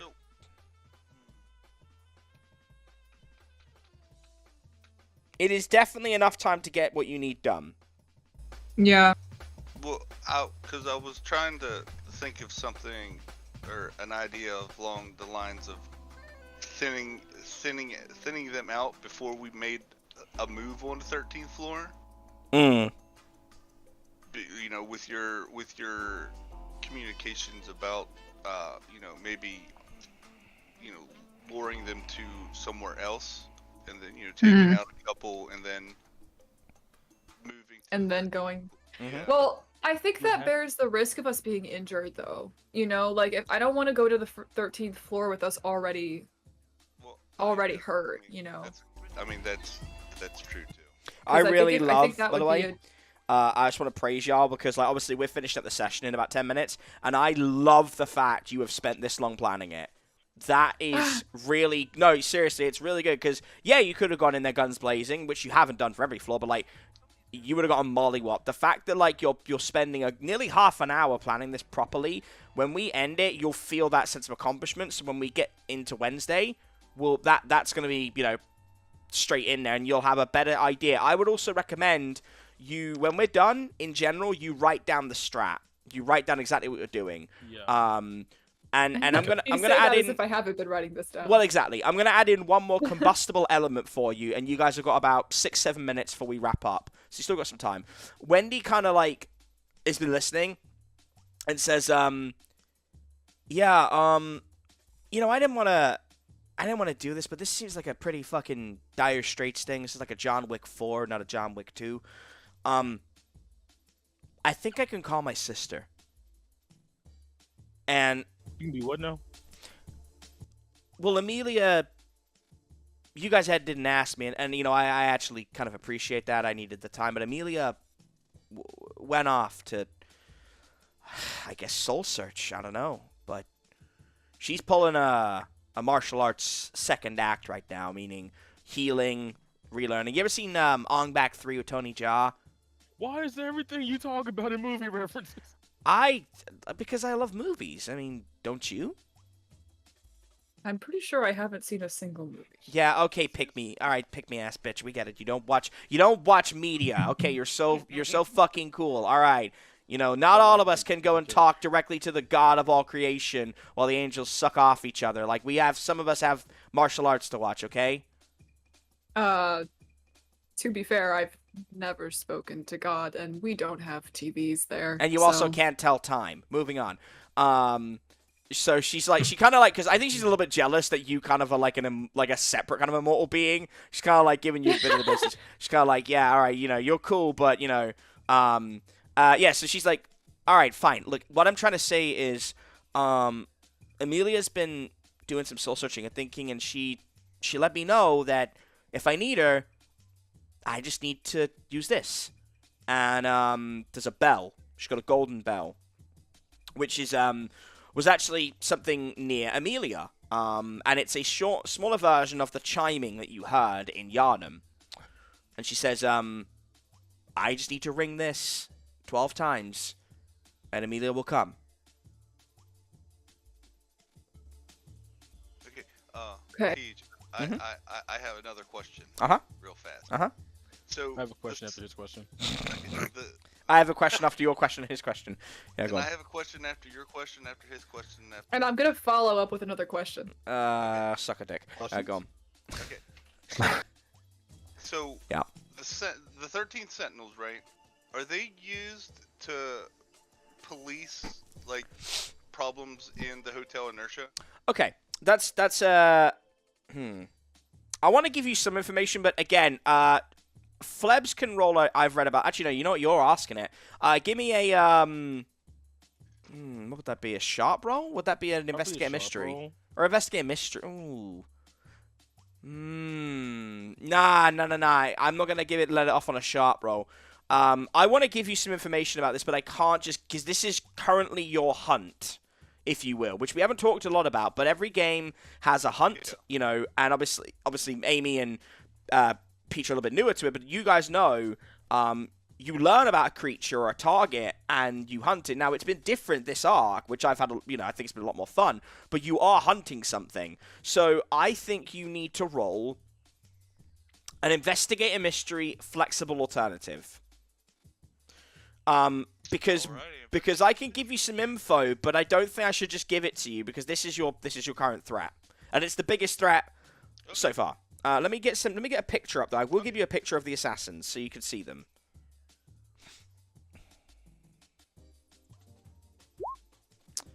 Okay. On a 7, you can ask me one question, and I can give you as much or as little information as I want. So you want to know what the purpose of the 13 Sentinels is, correct? Yeah, I want.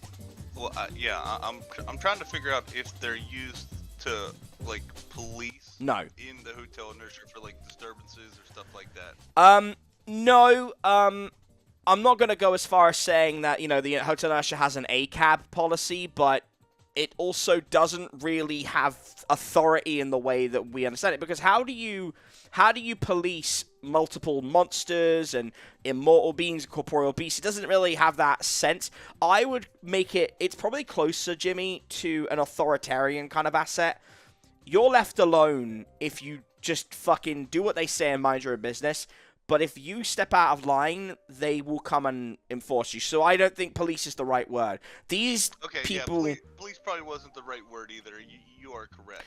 But they're a threat. Like, let me just give you a basic image of them that doesn't... I'm really glad that this is a bit more obscure. This is like a basic image of what the 13 Sentinels look like in Visual Delights. So they are effectively... They're effectively what I like to call a phrase called the right hand of the king. And what that means is that the concierge employs them, the Order of the Moth trains them, the concierge takes the best, separates the body from the mind, however they do it, and they become the authority of the concierge, right? That's kind of how I look at it. So if there's a problem on the if there's a problem on, like, one of the floors, like the Sick City, they can go there and they can quell it. If there's an experiment that needs to be carried out, they will go there and enact it. Because I think the wizards, the greater warlocks and wizards of the council from the... Oh, Jesus. From the... Everything's fine. From the Order of the Moth, they will do the magic, but the cleanup crew, the threats, that's the 13 Sentinels. So what you're saying is, if 3 random theoretical shapeshifters went raging through the lobby of the hotel, the 13 Sentinels would show up. They would. In the lobby, yeah. There is you could do that. Or on a floor somewhere or something like that. Okay. They would send it. I'm just asking. No, yeah, they would. I'm going to tell you that is a good idea in some respects and a bad one in others. Let's just say you do that and you go to a random floor. You then have to investigate that floor, figure out what's on that floor, any threats on that floor, and then do what you want to do. Because what if you can't? What if it's a peaceful floor and you kill people? Now, second issue, how many of them are going to come along? They know your power levels. Bear in mind, and this is saying I want all of you to keep in mind as we wrap up here today, they know everything about you at this point. They are fully aware of your weaknesses. All they need to do with you, Jimmy, as far as they're concerned, is give you someone small and annoying, and you will lose your control. That's not true, but that's what they've seen you do. They know how to manipulate you.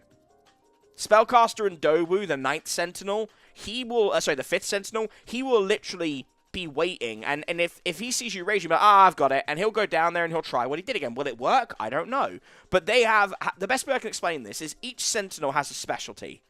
Every single one of them has something different about them. And they are sent out for specific missions. Moreau and Ndowu were chosen by Nashandra because they were the best suited to you, to Callista, and to Jimmy. To Flebs. But for Jericho, for Peach, sorry, for Dahlia, and for Margot, there'd be someone different, right? I'm not saying you couldn't do that. I'm saying that there is a lot of risk involved in doing it. But that could be your plan C. If all else fails...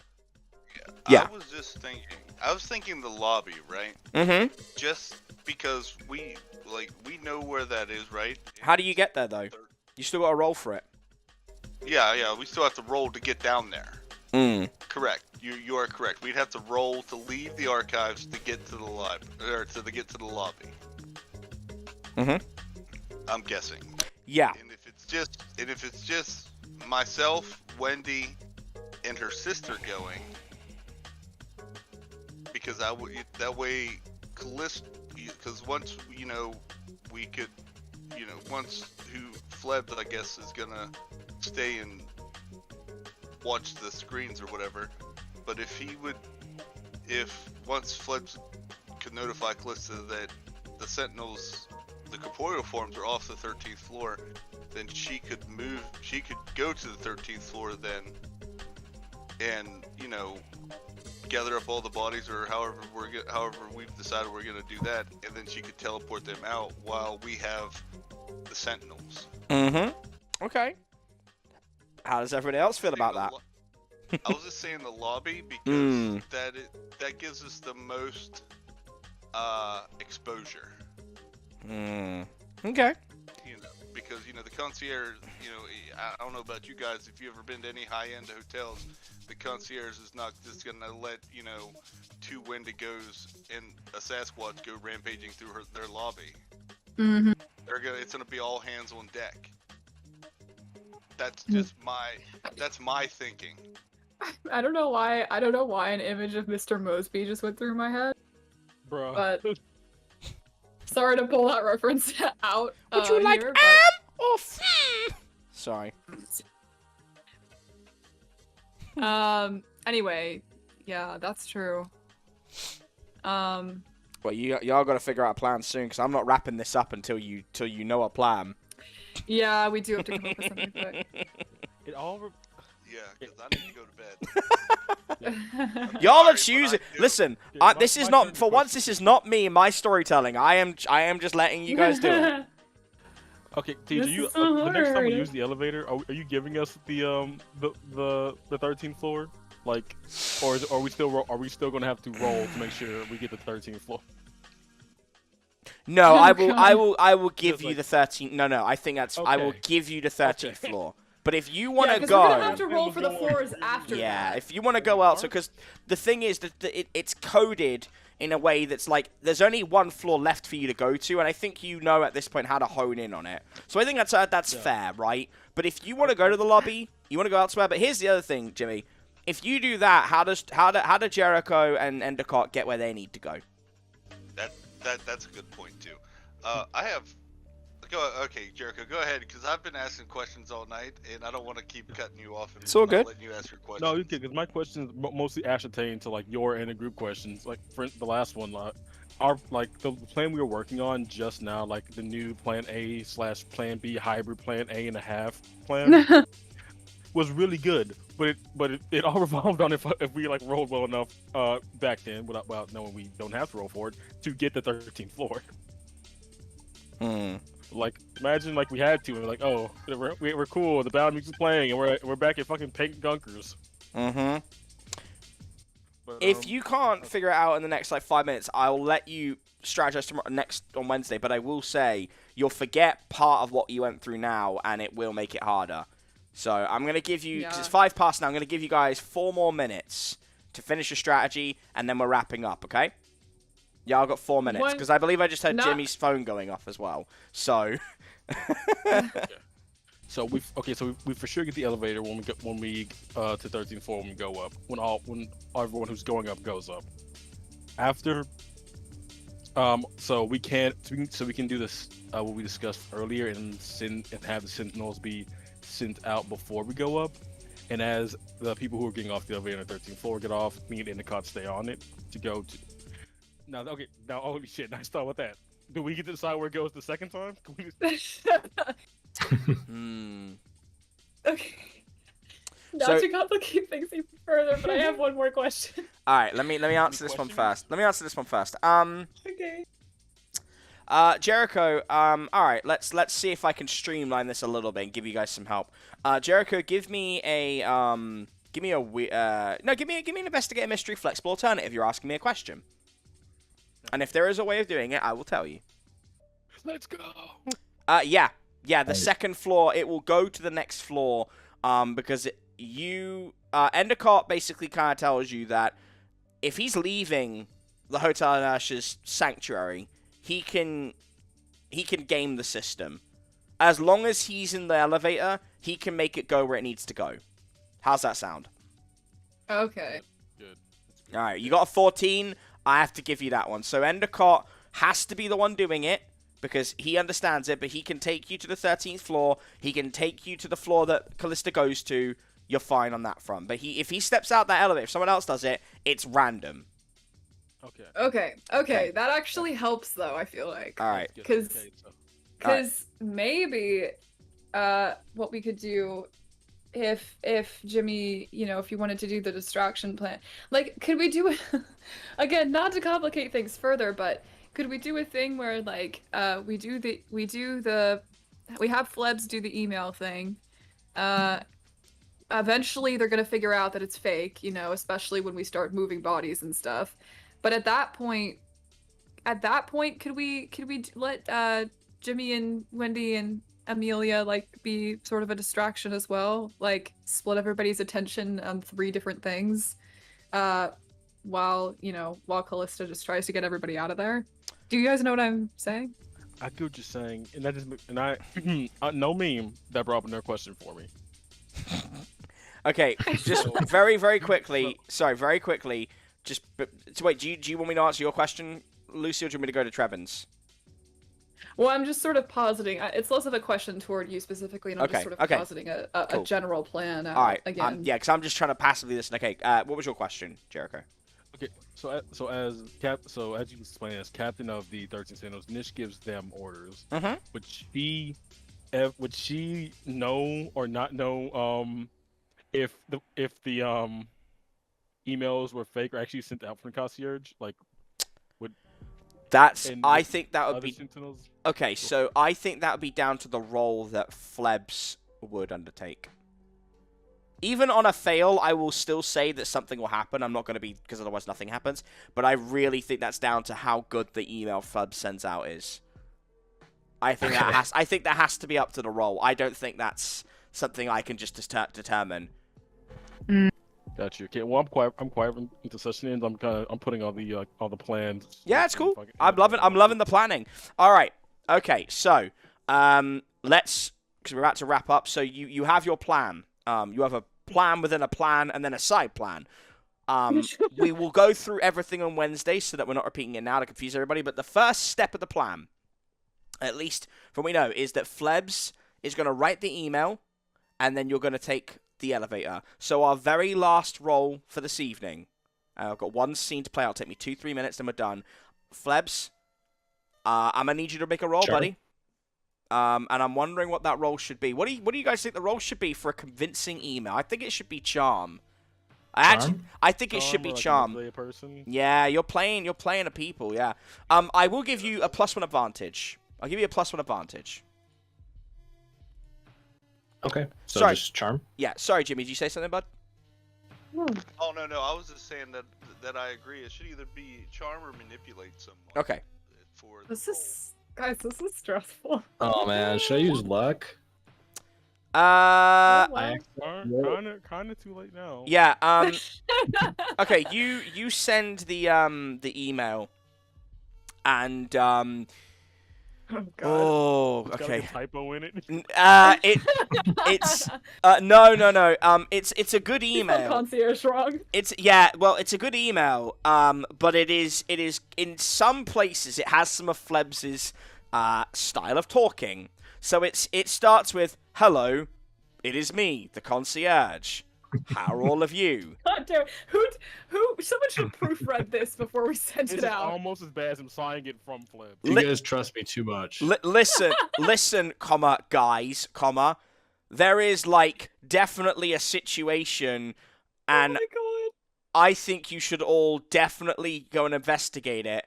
If that's not too much trouble, comma, I hope it isn't. All my love, comma, the concierge. Jericho's in the corner with his hands in his face. I'm fucked. Something like that. Yeah, no, It's we're all dead already. but it also has Flebs, and it's got the strikeout font and then the concierge next to that. It's not that bad. It's not that bad. The Sentinels read it and they're like, yeah, seems And legit. then the follow-up, there's a follow-up email that Flebs accidentally hit send to, and Flebs accidentally somehow, we don't know to this day how, but Flebs accidentally sends this meme as an attachment in in general. Somehow, the Lightning McHorse just rolled a natural 20, say, "Oh hell yeah, buddy," to Lightning McHorse. And you immediately get a response saying, "Oh hell yeah, buddy," from an unknown source. You get a follow-up email, Flebs, and it says, "If you're really the concierge, what is her mission statement?"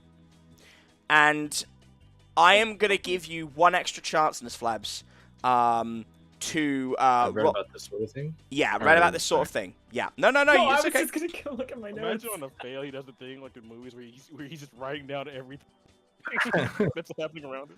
Do I have a +1 for this as well? Yeah, I mean, you can burn a luck if you want to, bud. Like, it's really up to you. As you said, she mentioned the luck. If you want to burn it here. I've got +4. I feel like I got a pretty good chance. You got a +4 at this point?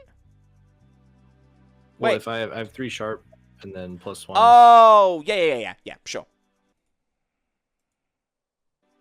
Oh, I don't know. Consult with the gang. I'm Damn gonna it, use. I'm searching through all my notes and I couldn't find it. It might not I'm even be using there. luck. Okay. All right. Cool. All right. Well, you got an Yeah. 11 anyway. Okay.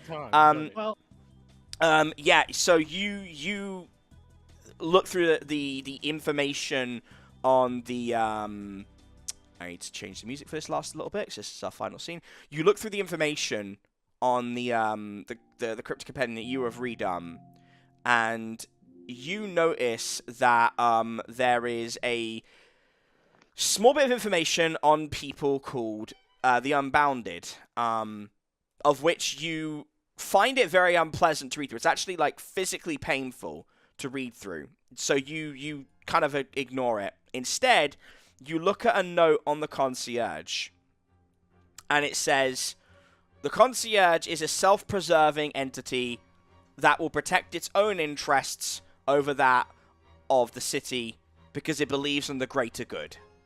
And you type out, "Protect the hotel for the greater good." And you hit send. And you get a response back saying, "Understood, concierge. Perhaps you've been working too late. Get some sleep. We will respond appropriately." And the group of you say your goodbyes, and you go into the elevator. It's you, Wendy, try and figure out if we can bring Dahlia for it, Jimmy, Jericho, and Callista. And Wendy's kind of like punching her fist as she's getting ready. She's got some new weapon as well from Mr. Sticky. She's bad chesting. Oh man, she's what? She's bad chesting. Oh bro, she's mad. So y'all get up there, and you then get a separate email, Flebs, and it says, "I know he's coming, and I'll be ready." And at the same time, the doors open up, and standing in front of you all, breathing heavily and smashing his fists together, is an individual with a faux hawk and two large gauntlets on either side of his hands. One channeling light, one channeling dark. And his eyes are wild but focused as he flexes these huge muscles, and this aura of magic power resonates from him, and it is hot, and it pushes you back as he eyes you, Jericho, and says, "You just had to come to this fucking floor, Jericho. Well, I guess it was inevitable. And I told you, buddy. No more favors." And he bows to all of you and says, "It's nice to meet you all. My name is Kruger, and I am Sentinel #1. And you will not take a fucking step through this floor."